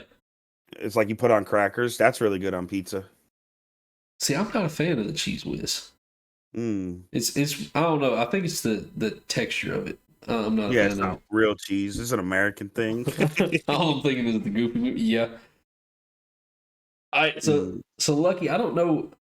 I'll probably do that next Friday. All right. I'll make you a deal. Next Friday, I'll order a pizza, and I'll do ketchup on it for Pizza Power, and I'll do a cookie for Lucky. I'll try that for y'all. Might do it on stream. I'll probably still do it on TikTok though. All right, let me get back to the questions. We jumped off the ship. We've been talking about pizza. Yeah, we got to talk about pizza and we jumped out. Okay, test on stream. I'll do it for TikTok and then I'll do it on stream as well. Yeah, I was thinking if I do the chocolate chip cookie on pizza, it's gonna be a TikTok video. Yeah, I'll do that on there. All right, so let me ask you a question. Let's jump back into the actual questions that I have outside of the food ones. Do you take any steps to hype yourself up before a stream? Other than it's time to do it, no. I might take the steps that it takes to get into the room to get on behind the computer, but no. I don't like punch myself in the face or like do jumping jacks or like jump up and then down real quick. No, I don't do any of that. I mentally prepare. I always just say, okay, let's do the thing, that gets enough hype. Usually the song I play in the beginning of the stream, like it also is a factor in getting me hyped up. So you mean you don't serenade your viewers with singing to them at the start like I do? You do that on purpose. No, I really don't. The one last night, I had no idea my mic was not muted until about 4 minutes in, and I was sharing my link on Discord. I was over here doing my workout, my hyped up stuff, and I was thinking just because it's a really good song. And I came back and I saw the chat was going off like, dude, your mic's not muted. I was like, oh shit. Today, yes. I did leave it up. I left it. I think it's great. I left it there specifically for KNZ, hoping he'd come in so he'd start talking shit about it again. Yeah, I think it's great that you do that. I've only been caught lacking in that regards a couple of times. Most of the time, my mic is muted, and I am over here singing my heart out. And I know I don't have the best singing voice. It's okay. I understand that. I can't hear what I sound like because these headphones are noise canceling when they're on my ears. So all I hear is the song going, and I don't hear myself. And then I hear the fucking the VODs or the clips that people made. I'm like, shit, that's what I sound like. Yeah, well, I think that's pretty natural and normal for us to kind of hate our own voices, especially when we hear ourselves singing. I totally hear myself talking. I'm like, that's what I sound like because when you speak, you can hear yourself. Like, obviously, but it's different. It's different when you hear yourself in the recording. Yeah. So I heard myself in one of my recordings. I was like, that's what the fuck I sound like. That's why do people watch me? And I'm just like, what? Just like, well, this I can't fix it. So oh well. I sing best in the shower. Well, the shower is there to like bounce the voices and stuff off the wall, so it sounds better. Yeah, I hear myself actually right now, Johnny. Yeah. I'm always monitoring my own vocals. Mm-hmm. I can too. Yep. Yeah, I think it's a good thing to do. I can never do it. Does it bother you hearing your own voice in your own head? Like when you're not you, I'm sorry, my bad. Johnny. Well, I mean, I guess that can go for you too. You said no. No. It does bother me when I get the double audio. If I can hear myself every once in a while, it'll be like I'll say it and then I'll say it again, and that bugs the life out of me. Yeah. Long chat in one streams about it. Differently from what you talk. I was not there for that one, Nubsy. That sounds like a good talk. Always hear voices in my head. I do too. I have many conversations with myself in my own head. See, recording music, I've gotten used to the fact of being able to hear myself in the microphone in the speakers. Mm-hmm. So it's kind of natural for me to monitor my voice while I'm live streaming. I almost feel naked now if I can't hear myself in my headphones. Okay. Oh, I don't know how to respond to that. I Because don't I lie to know you. if I can hear myself, at least the stream can hear. But it's like so if I mute myself, like I can't hear myself if I mute myself if my mic's muted. So it's also a way to tell if my mic's muted or not. Okay. That makes I understand that. Yeah. All right, so let me jump into the next question. Let me ask you, what made you interested in becoming a content creator? I initially, back in 2013, I wanted to be professional, like competitive, like first person shooter, pro gamer, specifically in the Killzone realm. Mm-hmm. Killzone's a dead game now, and I did accomplish some pretty awesome things with them, with Killzone and within the Killzone community. But now, as far as it goes back to how I answered what earlier. Is just I like to entertain, and if I can entertain people and they find it entertaining and they like it, then that's why I'm doing it. Okay, I mean that's a very fair point. Just I think at the end of the day, my biggest reason for wanting to become a streamer is having my friends tell me that I'm a funny person, and I'm very big in if I can make one person smile a day. Yeah, yeah, agreed. Yeah, I feel like I win if I can make one person a day smile. That's one of the main reasons I do stream and why I continue to put out content. Because there's some content that I'm like, I'm not a super fan of what I put out, but somebody might, and right. that might make their day better. And Always. Yeah. I, I've had a lot of conversations with other people about like, hey man, why are you so positive every day? Why do you try to? It's because you never know when that one message of positivity is a beacon for somebody else. It might not mean Oh, nothing to right. you, but it might mean the world to them because they might Yep. be traveling down a really dark path and they might see that light and say, he said he believes in me. I got this. I can keep moving.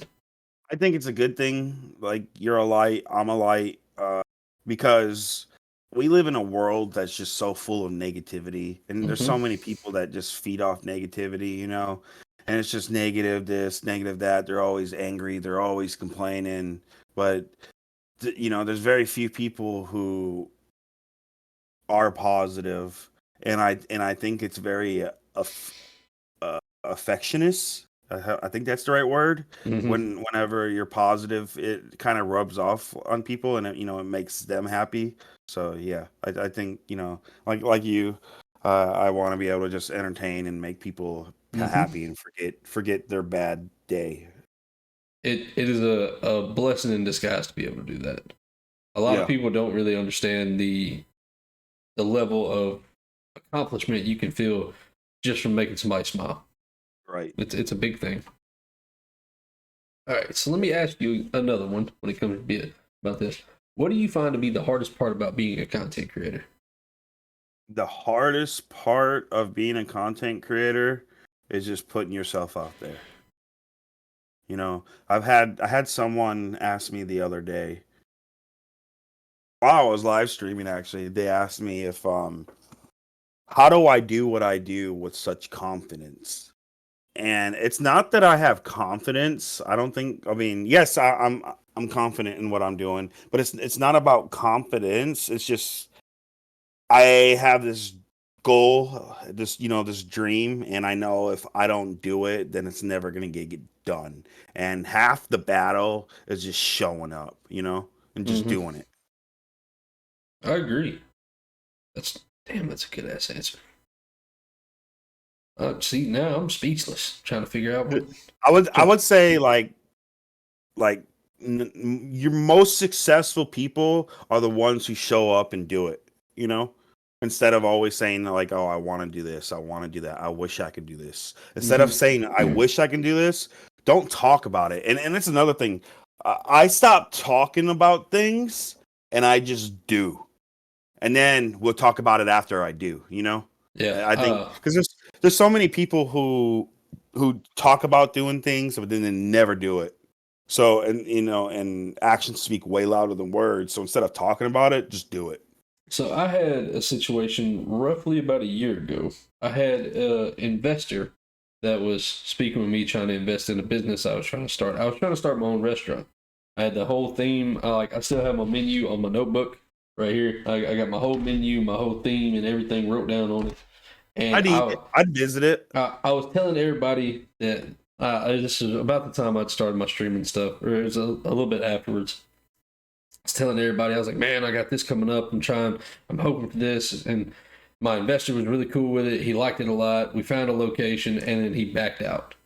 So my investor backed out, and I wasn't able to open the restaurant. Yeah. That sucks. So it was one of those. From that moment, I quit talking about the bigger things I wanted to do with my life, because I'm like, it was a weird thing. I talked to one of my friends about it, and they was just like, this is why I don't talk about my things until I have it in motion, because the more you talk about it, the more you put it out there, then the less likely it is for it to happen. Well, and that's just from outside sources inflicting or putting negative thoughts in your head or stuff like in the sense of them doing that. Yeah. Yep. So like I had the entire restaurant, I had the theme picked out, I had everything set up, I had my full menu set up, I had suppliers, I had everything good to go. I just needed my investor to say yes. And they backed out at the last minute, so I didn't get it. And having that conversation led me to be like, I don't need to talk about my things that I'm going on. No. So I there's a time and place. I think with your investor, there, obviously you gotta have to talk about some things if you're getting with an investor and go into that level. But as far as like talking to, someone that in person or just someone in general about plans, unless you're actually directly working with that person to achieve that goal, silence is best until you actually do it, because there are people out there who, as soon as you tell them you want to do this or do that, they're going to do whatever they can to make sure you're not able to do that. Mm-hmm. That's one of the main reasons, like when I have something big planned. So like, I'll say this, I don't have it set in stone. I want to do a charity stream, and I didn't plan on telling anybody like when it's happening. Well, I'm gonna obviously promote it when I nail everything down, but it's one of those, like, I don't want to constantly be like, oh, I'm doing this, I'm gonna do this, and then I just don't get around to it. Yeah. So I'm just using that as an example. I do have plans to do a charity stream. I have it planned in the books. I just haven't done enough research on how to properly do it and have everything set up the proper ways. Same. That's something I've thought about doing too, and I need to do some research and figure out how to correctly do it. Yeah, and it's just one of those, like, I don't want to come on stream and be like, hey, I'm planning this, and then like promote it and stuff, and then I just don't do it. Right. So I'd rather get everything on the back end nailed down and be like, okay, this is official. I can now start promoting it and posting it because it's happening. Yep. It's like another example for that. I wrote a song for my intro music for my stream. Nice. I wrote it, and I have a person producing it, and we're working on it together. But in his situation he's in right now, he can't properly be there and do that for me right now. So that, like, I started promoting it and talking about it because we had discussed that it was going to be happening within a month, and then he had some situations come up, and now we're 3 or 4 months in, and we still haven't got it done. With music, I'm gonna go ahead and tell you right now, with music and other forms of media art, don't promote any type of music unless you have that music physically already, ready to be put out there. Lyrically, I have the music. We just haven't been able to sit down and get his studio set back up to the point where we can actually record it. Yeah, I'd recommend, if you're gonna promote any type of music ever, even if it's just for your stream, wait till it's fully finished recording and you're ready to release it before you ever even talk about it. I will take that advice because you're the musical genius around here. I'll give you that. I wouldn't say genius. I don't even know what I'm doing half the time. But from my personal experience, with in the music world, it's just best to have the music ready to rock, ready to be put out there, than to say we're gonna put it out there at this time, because you never know. The recording process could take it way longer. The mastering process could take way longer. Mm-hmm. In your, you sitting here and you say, "Hey, I'm promoting it on this day." In reality, it's like nowhere near ready to be put out there. Yeah. All right, so let's flap that last question. Let's flip it.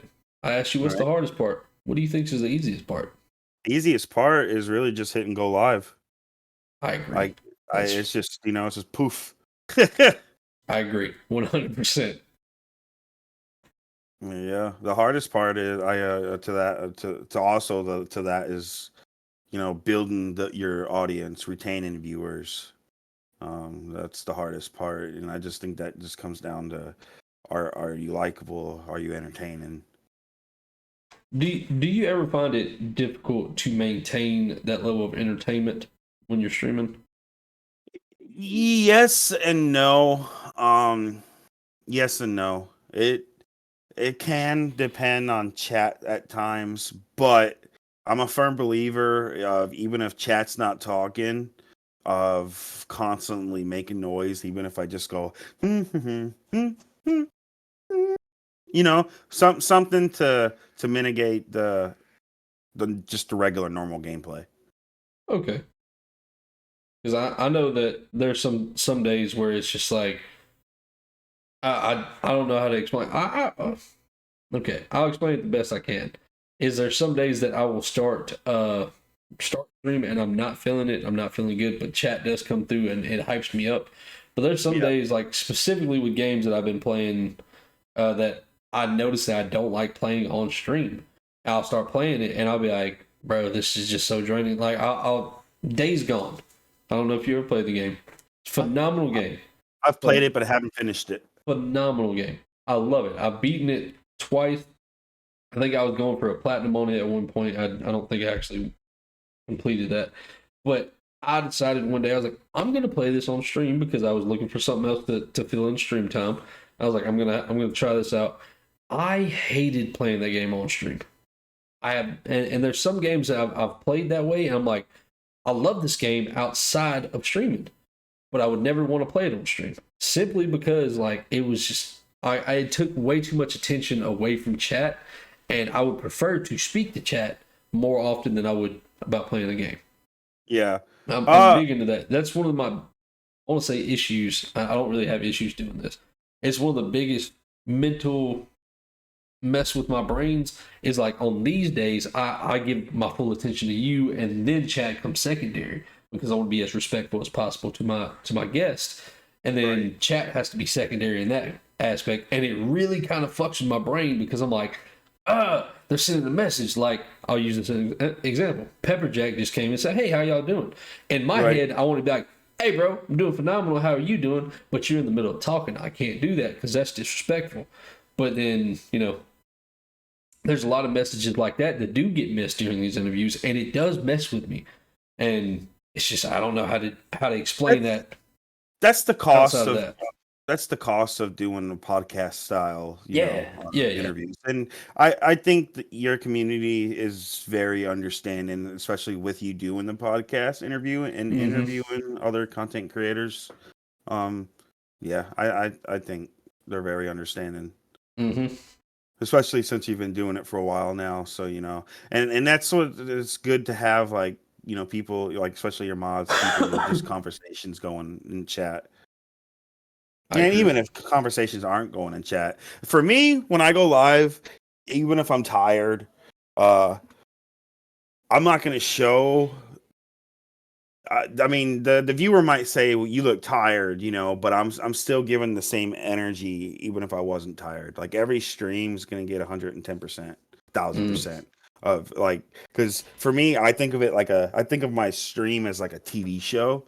I think it's my own show, just next episode on this day. Yeah, pretty much. So every stream, even if like no one's there right when the starting soon screen ends, if there's only one person or no person, I still start my streams. I the same. I am starting to like change up how I start it, but it's always like a Or like the other night, I pulled this out and I had my camera shut, and then I played a sound alert like gangsters, and then I was like, it's Yeah. just I'm always thinking of ways to be super engaging right in the beginning of that stream to get the energy levels right. See, that's why at the start of my stream, I'm always super hyped and super excited. One, because I'm going live. Your music, dude. That music, dude. That shit. I feel that you're starting shooting music. It gets you pumped. It gets me going, and then like Pumped. so like I have some dumbbells right here beside me that I'll stand up after I'm done sharing my links and everything. I'll come over here, I'll start ripping out right there, doing stuff, and I'm singing. So like y'all heard it today when I went live. I started singing. I do that. It hypes me up. I get excited because, and then I don't know if this is the same for you, but I know me when I hit go live and that notification comes out, and before my music's done, seeing people come in the chat, like it fills my heart with so much joy to know like I'm not even on the screen yet, and these people are like, I'm hyped that you're streaming. I'm hyped that I get to talk to you, and like I don't know, but it hits with such another level of excitement to me, and that's why when I start streams, I'm like, yo, what's up? Like I'm so happy because like I get to, I feel like just you coming to see me makes my day so much better. The serotonin level's just right. Yeah, it's one of those like I appreciate that on a whole different level. If you do to sit there and watching them. Hey, yeah, listen, if that gets your rocks off, then hey, I appreciate the viewer. Hey. There is a certain level of energy that comes with that as well. Yes, I do agree. All right, so let me ask you, how do you stay motivated to continue to stream and to, I'm gonna take this a personal level. How do you continue to stay motivated to go to work every day? Oh, well, I go to work because I got to have my bills paid, and I want to make sure my kids and my family, and I like to eat, and I like to eat good. So I agree with that. and I want to make sure my kids are fed. So my kids is what motivates me to go to work every day. But as far as the content creation and doing it, it truly, truly makes me happy. And it's one of the main motivators of making me happy. So I don't feel like it's time wasted, because I'm also creating something for future generations that can watch, like my grandkids, great grandkids, great grandkids. Hopefully, they'll be like, "Wow, I didn't know like great granddaddy or great granddaddy was a streamer." And maybe it'll, if I don't influence anyone at all, I would hope that I could influence, grandkids eventually to get into this type of entertainment. I can agree with that. So one of the things I would like to do is later on down the road, obviously it would probably be a year or two before I could actually do it.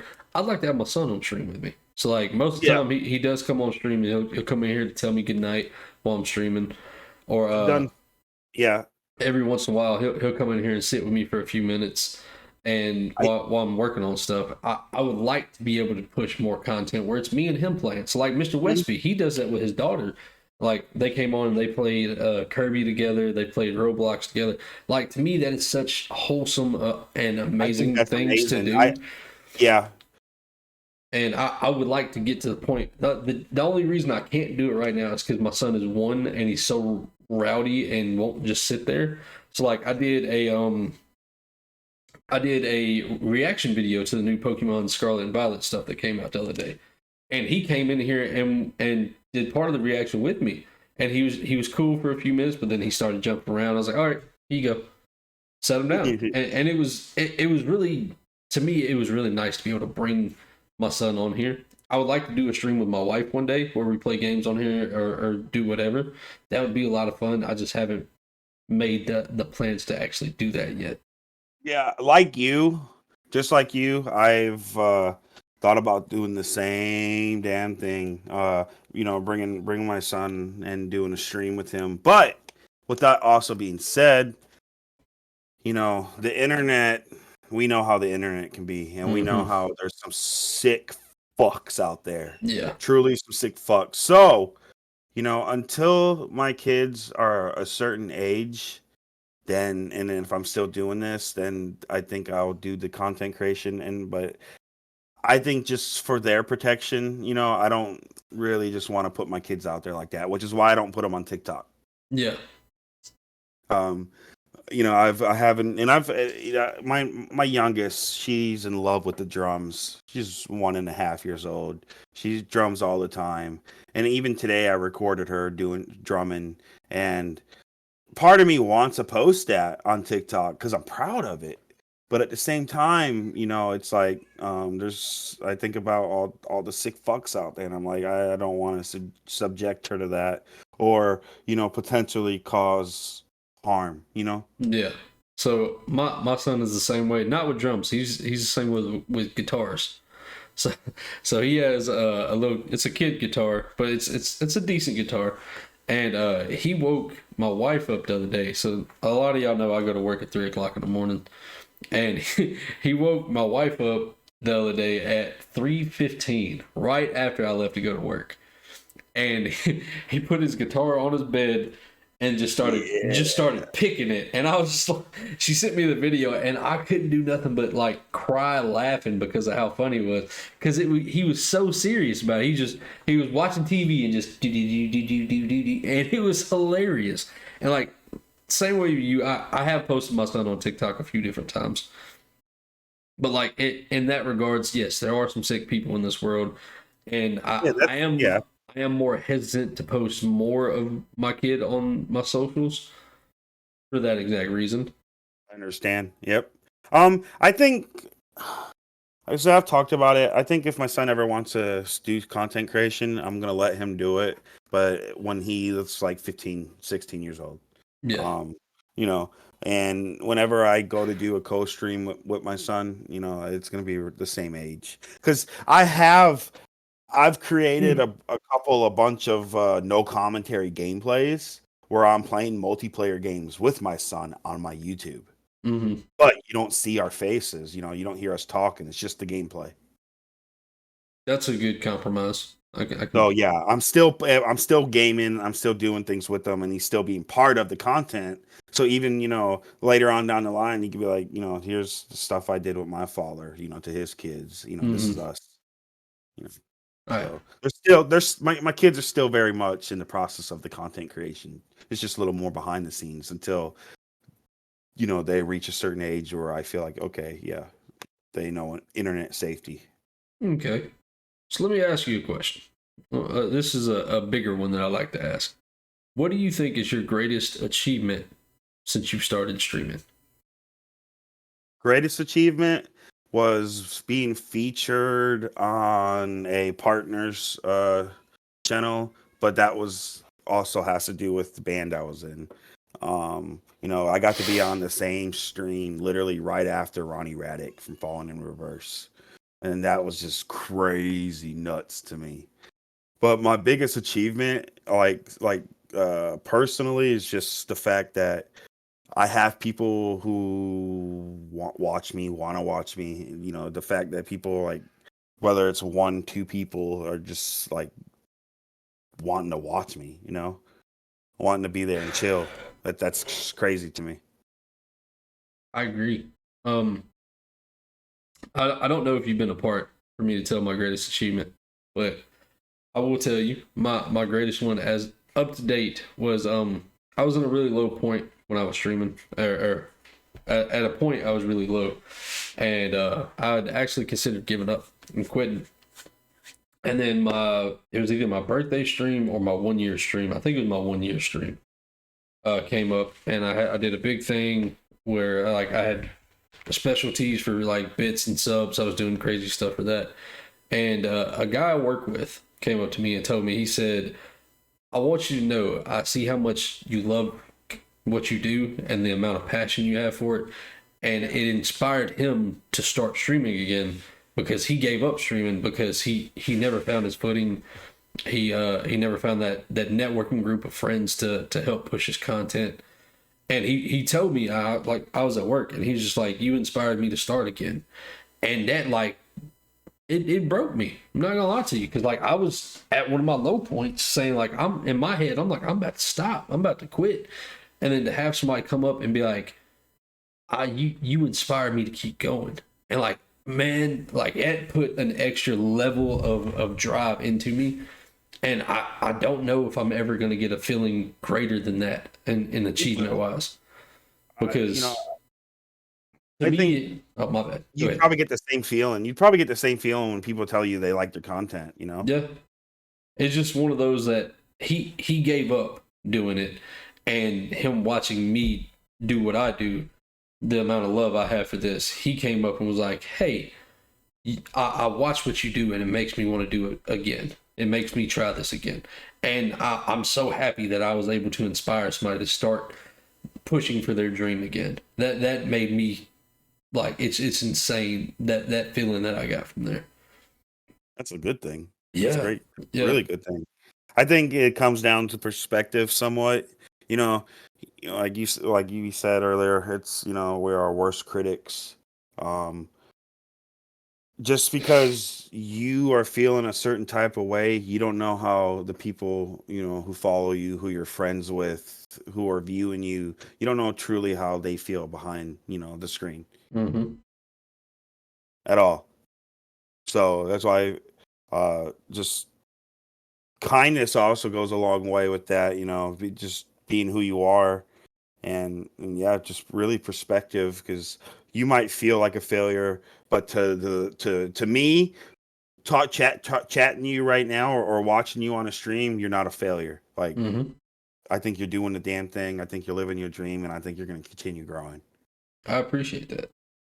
So let's jump into a juicy question. I know Okay. you've been under some fire for some of the things you've been saying about the YouTube switch lately. Yeah. Let's get your opinions on this. Why do you Okay. think 100%? Like, I know I've watched your TikTok, so I know your answers, or at least part of them. Why do you think it is not the making that swap isn't the right move? It really depends on the individual. It could be the right move. Um, I think if you're just jumping ship to jump ship because you're a follower, it's not the right move. Just things you got to take into perspective. Like you said earlier, it's hard to get people to switch over to platform. If you got the community's gotta wanna go over there, or even if you're starting fresh, you're starting fresh. It's hard. I think Twitch, you know, a streamer said it earlier. They said, uh, can I say their name? Sure. Blue Thunder made a TikTok earlier and said it best. TikTok is the best in the game, and I agree with this. TikTok is the best in the game when it comes into streaming, because for the viewer themselves, TikTok has made it into a game. Whether the streamer adds things to their stream like sound alerts, you have the channel points if you're affiliated or partnered. You've got the biddies. You've got with the subs and the gift subs and the different levels, to be number 1, number 2, or number 3 on the stream. Like, Mm-hmm. Twitch has literally made it into a game. And YouTube just doesn't have all that. Like, YouTube is a great platform. It's king of VODs. But and YouTube is going to continue to get better when it comes to the streaming aspect. I have no doubts about it. But my preferred platform is Twitch. I like what you can do with Twitch. I like the channel points. The channel points thing and the redemption thing is the biggest deal to me, in my opinion. It's a very good way to keep the interactions with you and your streamers going as well. Yep. But Yep. yeah, I agree, because in the sense of, like Lucky said, don't just jump ship because a bigger streamer is doing it. The reason, Right. the main reason behind that, they are getting contracted to jump over. It don't matter if they have They 1 view or 1,000 views. They're they getting are paid regardless. guaranteed money for jumping Right. ship. You aren't. And Unfortunately, how it's a bad thing to say. Like, I'm not saying that you're not important enough to get that contract, but you're not pulling a huge audience over with you. right. And their conversion rate isn't the best either. Yeah, Most of the you've time. seen it. Some of them came out and be like, "Well, I've lost all these viewers, but I mean, they're still getting paid regardless, Yeah, so it they get doesn't matter to them." they're contracted through them to get the money. So And like, I truly believe some of these YouTubers might even be contracted to talk shit about another platform. I wouldn't Because doubt it. it makes sense to me. Like, okay, we're gonna pay you this much, but we also want you to throw a little flames, on the platform you were just on. Mm-hmm. Which, I mean, don't get me wrong. Twitch has its issues, but YouTube has its issues. TikTok has its issues. Instagram nothing's has an issue. perfect. Yeah, every platform that you can potentially stream from has issues. It's just one of those. Which one do you think's better for you? I don't personally think streaming on YouTube is the best thing because you said it best in one of your TikToks. You have to jump through hoops to find the live section. Once you're in the live section, you have to jump through hoops to find your people. Unless you're already subbed to them and can click on their profile directly, you literally have to jump through hoops to figure that out. And I do think they're going to get better. Don't get me wrong. Well, I definitely think they're going to push that more because they're going to try and pull more people over. I do think it's going to get better, but I just don't think it's at that level yet to actually say, hey, I'm going to make the swap. Again, the only exception I'm going to say to that is for like Johnny, or the way Johnny Boombots is doing his content. He wants to do skits. He wants to do more YouTube videos. And that's real smart. Yeah, he has ADHD, so he can hyper focus on YouTube and only push all his content there. I think in his case, that is a smart move for him. So, but like Lucky said, if you just jump ship and because Tim the Tap Man jumped to YouTube, oh, I'm going to YouTube now too. What are you going to do different on YouTube than you was doing on Twitch? Is it going to be more successful? I don't know. And I don't think anybody really knows. It's just one of those. Right. That's cute. Johnny, you are very cute. Especially when you wear your Santa Claus beard. But yeah. The other thing I want to ask you about, something I feel like you've got a little hate for lately. The 50-50 split. I'm going to go ahead and tell you right now with the 50-50 split. Finish your question. I've noticed that you've caught a little bit of backfire for saying you think it's fair. So I had a conversation recently with somebody, and it kind of changed my mind on how I was thinking, because I was thinking the 70-30 split would be better because we are putting our content out there. We're the better. Yeah. So like this is, I'll explain my reasoning for thinking the 50-50 isn't as bad as I thought. Do I get a little upset that when somebody subs, half my money goes to Twitch? Yeah, I do. But they put it in my head. There's like, hey, if it was a different split, you might have to pay server maintenance fees. You might have to pay fees for streaming. You might have to pay this, and this, so Twitch can still operate. And I was just like, you know what? When you put it all into perspective like that, the 50-50 split isn't that bad. Do I personally, as a content creator, wish I got more of it? Of course, I want more of my money. But at the end of the time, at the end of the day, I'm not having to pay all these extra fees for just being able to just be able to access the platform. I'm not having to pay maintenance fees on things. I'm not having to pay things for, I'm not having to do all that. So it makes more sense to do that. So to answer your question on the 50-50 split, I got affiliated, I was ecstatic last year. Until this topic even came up, I never even thought about it. I was like, yeah, okay, I know, 50% of my subs are going to Twitch. I didn't give a shit. Just the fact that I can get paid to do something I enjoy makes me happy. The thought of like, oh, wow, dude, you're telling me I could stream, whether it be music or games or just chatting, and I have the potential to make money doing what I love, like right there, like that's dream come true. You can call yourself a professional, a pro gamer, even if you're getting paid to game on Twitch. You can. Of course, 70-30 is better, and I don't think a lot of people know this, or they don't care, but not every Twitch partner was getting a 70-30 split. They had to really work a deal with Twitch on that. But did you know Twitch affiliate status wasn't a thing until 2017? It's not even been around that long. Twitch affiliate status. Before that, to get biddies and subs, you had to be a Twitch partner. And back then, if I could pull it up, the official article of in 2017 of when they announced that Twitch affiliate was a new thing. this 50-50 split has always been a thing. It hasn't changed for subs. Since they came out with Twitch affiliate status, it was automatic. It was 50-50. And they haven't taken away from it, and they haven't deviated from that. So I don't understand why you have people who, A, probably aren't even streaming, and B, the ones who are streaming might only have 1 or 2 viewers, and they've never gotten a sub in their life or a payout, in my opinion. Yeah, I don't know. It's just coming from what I would think of why they're complaining. I'm like you said as well. It's a free platform to stream on. Just the fact that you can even earn money doing what you love I think you should be thankful for. If they go back, and they take away like, hey, it's no longer a 50-50 deal. It's gonna be a 30-70 deal. Then I think that would be a little dumb because you already started out with a 50-50 deal. You can't go back on that. You can't go back on that. But as far as I can see where some Twitch partners are a little annoyed with the 70-30 going to 50-50. I'm not in their shoes, so I can't speak on that necessarily. Very, very agreeable on that. But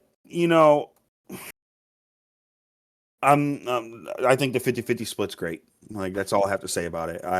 I don't even think about it does it suck, that people have to take their hard-earned money, that they've spent working, and their favorite content creator only gets 50%? Yeah, it does suck. But you don't have to sub. If you wanted to send that full $5, you could send biddies, or you could actually donate. Yeah, I was going to say donating is also a very real option in that case. Right. I'll ask your opinion on what Johnny said. He said the issue is with the revenue when it comes to ads. I do personally think we should have more control over what ads are played on our streams. And I do think the ad revenue split should be changed. Because if I'm running ads on my stream, I should, one, get to pick what ads get ran. Because what if it's a product that I don't personally care about? I agree. And they run that. Or in the sense that I'm promoting your ads on my stream, I should get more of a cut of the ad revenue. Now, the 50-50 split to the subs, all right, let's take that out of the picture. We've already discussed that. It's okay. When it comes to the ads, I should have more access to money from the ads. Simply because if I'm running them on my stream, because I can cut them off.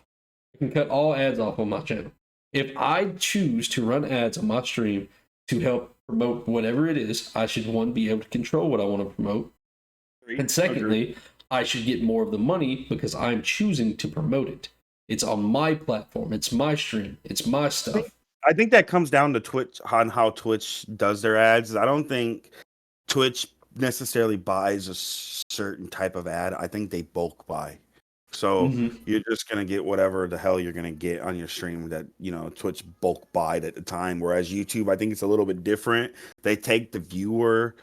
They take the actual viewer into consideration and the streamer into consideration a little bit. So the ads are a little more tailored that way. But yeah, Twitch, from what I've read and heard and done research on, Twitch bulk buys their ads. So it's just a grab bag of randomness.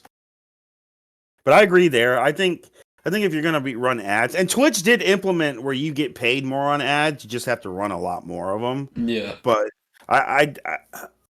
I'm not complaining about ads in general, because if I don't have the money at the time to support the streamer, gift them a sub or sub to them or send them biddies, at least I know, okay, at least they're making a couple of pennies off this ad for me supporting them from lurking and watching, that makes me feel a little bit better on things. But I do think that, yeah, we could get paid a little bit more for ads. I personally, this isn't just for Twitch. Personally, I hate ads.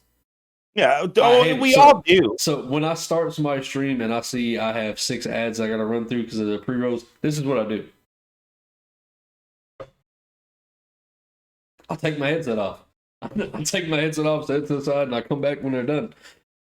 Again, but at least it's another there. There's some people who will literally exit the streamer's page in general. I was gonna say not even support them.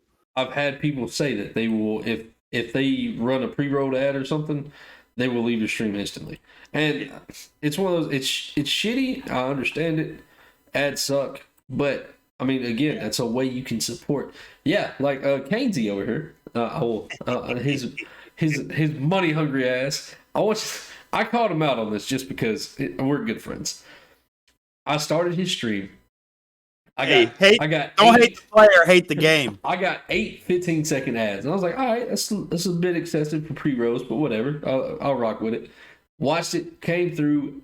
30 minutes later, I got another 9 15-second ads. I came out of that, and I was like, damn, a little money hungry, ain't you? Jokingly, obviously. And he's like, what are you talking about? And I said something about the ads. Somebody else had just told me they came out at 7 30-second ads. And then like 15 minutes later, I got hit with another 7 15-second ads. I was like, bro, what are you doing right now? And he was just like, what? I was like, bro, cool it down a little bit. Like, it's okay if you do it like every 30 minutes or whatnot. But I mean, again, it's another way to support the streamer. It sucks having to watch them missing the content, but you can fix that by subbing. You don't ever have to watch an ad if you sub. If you can't afford a sub, it's fine. Watch the ads. Right. It's another way to support them. Right, to support them. I saw a funny video. It was a skit on TikTok. Someone made a video about, make sure you're running the most ads possible so people can complain about your chat. You know who the poor people are. Just funny, but it's I have no problem with the ads. Honestly, if I don't have the money to sub to take the ads away, and at least I know I'm supporting the streamer in other ways and just give them the view. They're still getting some type of monetary gain out of it. All right, so let me ask you another one. How do you go about promoting your channel? I don't typically. I do TikTok. I post TikTok. Typically, 99% of my TikTok videos have the Twitch logo or within my Twitch name.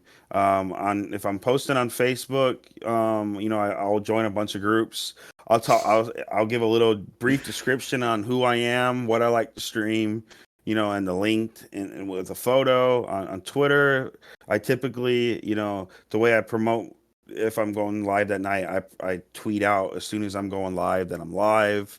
But I think if you're networking and you're doing like a co-stream, it's best, again, something I've learned in the music world, it's best to promote 30 days out, but at minimum 2 weeks out. So that way, your viewers or potentially new viewers have time that they could take out of their day to go watch that co-stream if you're doing a co-stream.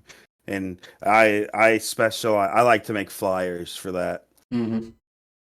Yeah, speaking of which, I've never across all social medias. I wasn't able to. I kept forgetting to send the pictures you had asked for so we could get the flyer set. Because what I was gonna do, I was gonna take my Stormbreaker hammer. I was gonna take a picture with it, and that was gonna be my my thing. That would have been sweet. But that's something you can do in the future. Whether you and me decide that we want to play a game together and co-stream, which I'm always down for. Or you can definitely come up with something. You work with another streamer. I really think if you're gonna post on Twitter and Facebook, I think that flyer just gives it a little bit of zest, kind of like your Pokemon flyer for the event you're doing with the tournament. That's gonna be a lot of fun. So make sure you all post that on across all social medias, and it doesn't go unseen, because it sucks when you put a lot of work into something like that and it goes unseen. Yeah, so like I posted a promo for it yesterday on TikTok. I'm gonna post it on Instagram tonight and then Twitter tomorrow. That way I'm hitting each one, and then the week before the tournament, I'm gonna try and get another either a promo video or another, like, start promoting it with the flyers and stuff again. Yeah, I think that's good. All right. So chat, I'm going to let y'all know we are coming down to the last couple of questions. So if y'all want to have any questions lined up to ask either myself or Mr. Pizza Power, this would be the time to start actually putting them down, and we'll be able to do that. And then also, Mr. Pizza Power, if you could find somebody for us to raid, I'd appreciate that as well. Does anyone in your community, like even in your chat, like from Johnny, M. Westby, Lucky Beard Gamers, is Nusby, if anyone has anyone that they want to raid as well, I'm totally down. Yeah, so I'll leave that open for whoever I'm interviewing, just kind of as a big thank you, because controlling the raid, you could bring people. Hey, this dude got the regular 13s. Okay. Yeah, I'm gonna put them in the chat for you right now. All right. The person I think we should raid. This dude's pretty cool. His name's Major Drumkill. He's actually a musician. He lives in my area, but I've never met him personally. Just his brothers, in passing from being in bands together and stuff like that. But yeah, he's really awesome, dude. He's actually playing Diablo 2 Resurrection right now, and It's a good game. I think your community could possibly like him. So Okay. I posted his name in your chat. And thank you for that shout out as well too.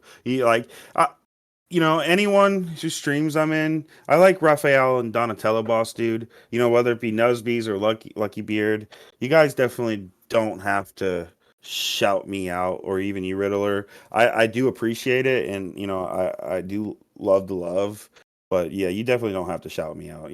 I'm there for you guys. Yeah. You know, Well, I mean, I'm not there. we got to spread the love to everybody. Yeah, but it's just like earlier, there's some people who go in the streams just so they can get the shout out and they leave. Yes, I've noticed that before. So it's just it's bad. Yeah, I've noticed stuff like that before.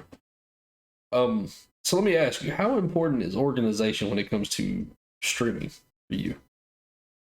Like, define the question of organization, because in my head, I'm a chaotic mess. Okay, so in the sense of like having your desk organized to the point where like, hey, I know my controller's here, my keyboard and stuff's here, my note section is here, having that done, or just having like stuff planned out for what you're going to do?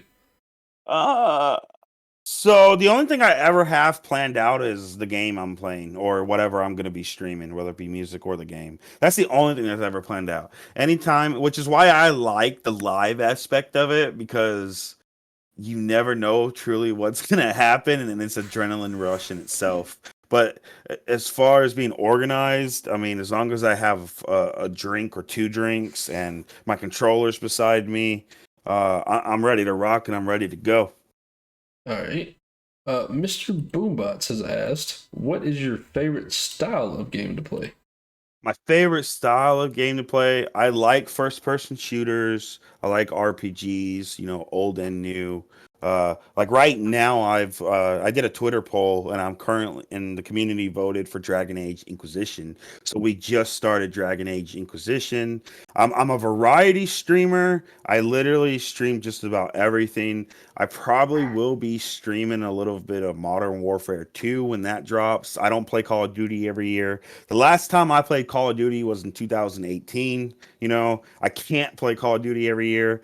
But yeah, I'm definitely a variety streamer. I've played definitely a lot of Ninja Turtle games on my stream. It'll always be a thing with me to play and stream Ninja Turtle games. I stream music. Like I said, I'm playing through Dragon Age Inquisition right now. We just recently finished Horizon Forbidden West.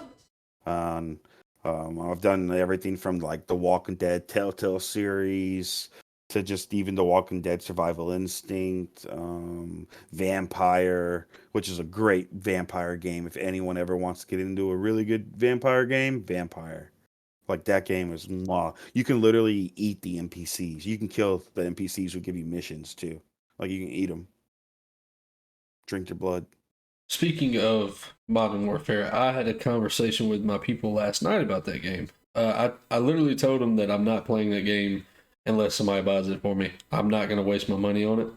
And I completely understand that. So I started off as a Call of Duty streamer, and I wasn't. I don't know. Everybody has different ways they want to go with streaming, and mine started leaning more towards I enjoy having conversations with my chat more, and you can't do that playing Call of Duty. You can. I do it. I did it, especially when I did the beta for Modern Warfare 2, or like when I did Killzone on live stream before they shut the servers down last month. It's an art form, and it takes a while to do, and this is just constantly, kind of just like keeping it. You might miss a chat here or there, but you can go back to it, especially like in between deaths or in a game. Yeah. At least for me. it was one of those. For me, at least, I noticed that I wasn't able to give chat my full attention. I wasn't able to fully be there and be in the moment, or at least that's how I felt. So I was like, man, I started getting more and more away from Call of Duty, and I noticed I was happier not streaming Call of Duty. But like, I'm not against playing Call of Duty at all. So like, I have recently uninstalled it from my computer and whatnot. But it's not too far from somebody being like, hey man, let's jump on Warzone and play some games. I'll re-download it, I'll play it, and I'll have fun with them. But for me, I just don't enjoy the aspect of it anymore. Yeah. So There's a lot of toxic players in those FPS style games, but I think this is what a lot of smaller streamers, who specifically only stream Call of Duty, have that issue where they don't pay attention to chat. They're paying attention to the game the whole time. Yeah. And I have starting to get to the point where if I do stream a shooter, because I've also done Halo before on stream, the chat's always going to come first before the kill. But I'm getting to the point where I'm going to get the kill and still be like, "What's up, Johnny Boombots?" You know what I mean? Mm-hmm. Like my favorite topping is this Lucky Bar, or my favorite turtle is Michelangelo or Donatello, boss dude. While I, getting my kill streaks. Chat's gonna come first, regardless. I can agree. I guess I just didn't. I guess my love for the game started going away while I was trying other things on stream, and I said I'm done. But yeah, and it's easy to get caught up playing Call of Duty, and then or a shooter in general, and then you end up neglecting all your other games you want to play. Mm-hmm. And I don't know, it's just one of those. Like I told him last night, and I remember who had brought it up to me. And I told him, I was like, they were talking about the new one, and I told him, I was like, unless somebody buys that game for me, I'm not spending my money on it. Not because that's not me trying to be like, hey, buy me the game so I can play with you. It's not that.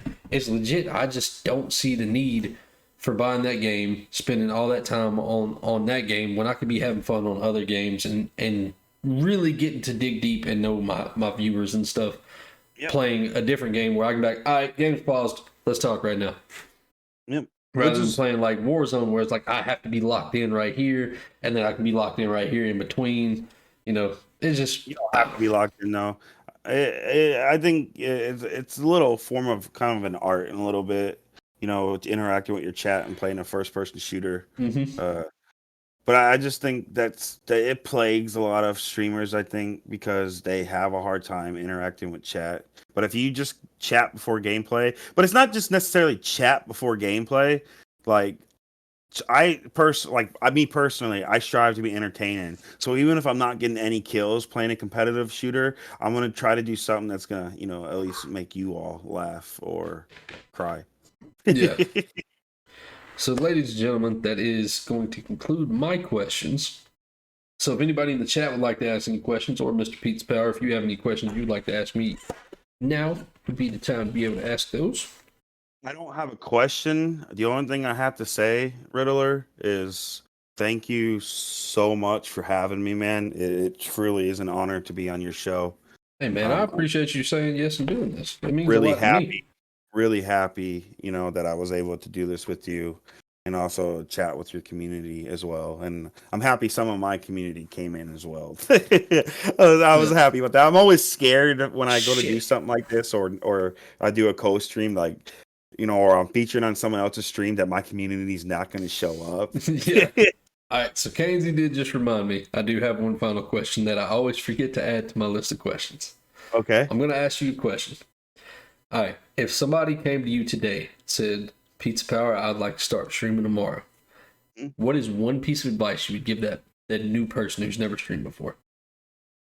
I'm going to say, if you want to start doing it, just do it. Don't talk about it. Just do it. You don't need a bunch of fancy equipment to stream. You can literally stream phone games right off your phone. So if you don't have a console or a PC and you want to stream, you can stream off your phone. If you do have a console like PS4, PS5, Xbox One, You can stream directly off the console. You don't need, all the fancy PC equipment. Eventually, if you want to, get into that and you want to upgrade stuff, yes, get the PC, get the fancy equipment. Mm-hmm. But you don't need the fancy equipment to start streaming. You don't. I agree. All you need is either a phone or a PS4 or Xbox One. And like Pepper Jack said, yeah, I started off streaming off the PlayStation 4 as well. I did too. Yep. See? And that's in a way it's like it makes you more humble because you see where you came from and you're like, man, so much things have changed now. Yeah, I know a partner streamer who started off console. Mm-hmm. So yeah, and I really just thank Xbox and PlayStation for giving the ability to stream off console, because back in the day, streaming equipment was ungodly expensive. Like, it's still pretty expensive now, but yeah. But it's more in comparison. Attainable. Yeah, it's in more comparison. attainable now. Yeah. But yeah, because back then you were paying it was like almost $1,000 just for a capture card. Mm-hmm. And it was ridiculous. All right. But yeah. So, Casey, quit yelling at me. That was all my questions. So if anybody in the chat would like to ask either Pizza or myself a question, any question is acceptable. Don't care what it is. If not, I will say my goodbyes. Make sure it's Twitch TOS acceptable. Yeah. So I'll give you a few minutes to type any questions out that you'd like. Yeah. But yeah, I would like to extend a big thank you to you. You not only pulling your time on Monday, but pulling your time today as well. It means a great deal, because some people could just be like, oh well, the only day I was good for was Monday. So I do appreciate the fact that you were very understanding about the internet situation and coming back. Yep. I do appreciate that, and just spending your time and letting myself and everybody else get to know you on another light outside of your stream or outside of your TikToks. Kainsey, can we get a shout out for him one more time, please? Thank you so much. Seriously, Riddler. Like, it truly means a lot, man. Word for small streamers. Small streamers. Just do it. Like keep Nike. Going. Just keep going. Don't worry about what other people are doing. Don't worry about what other people are thinking of you. Just do it. Do what makes you happy.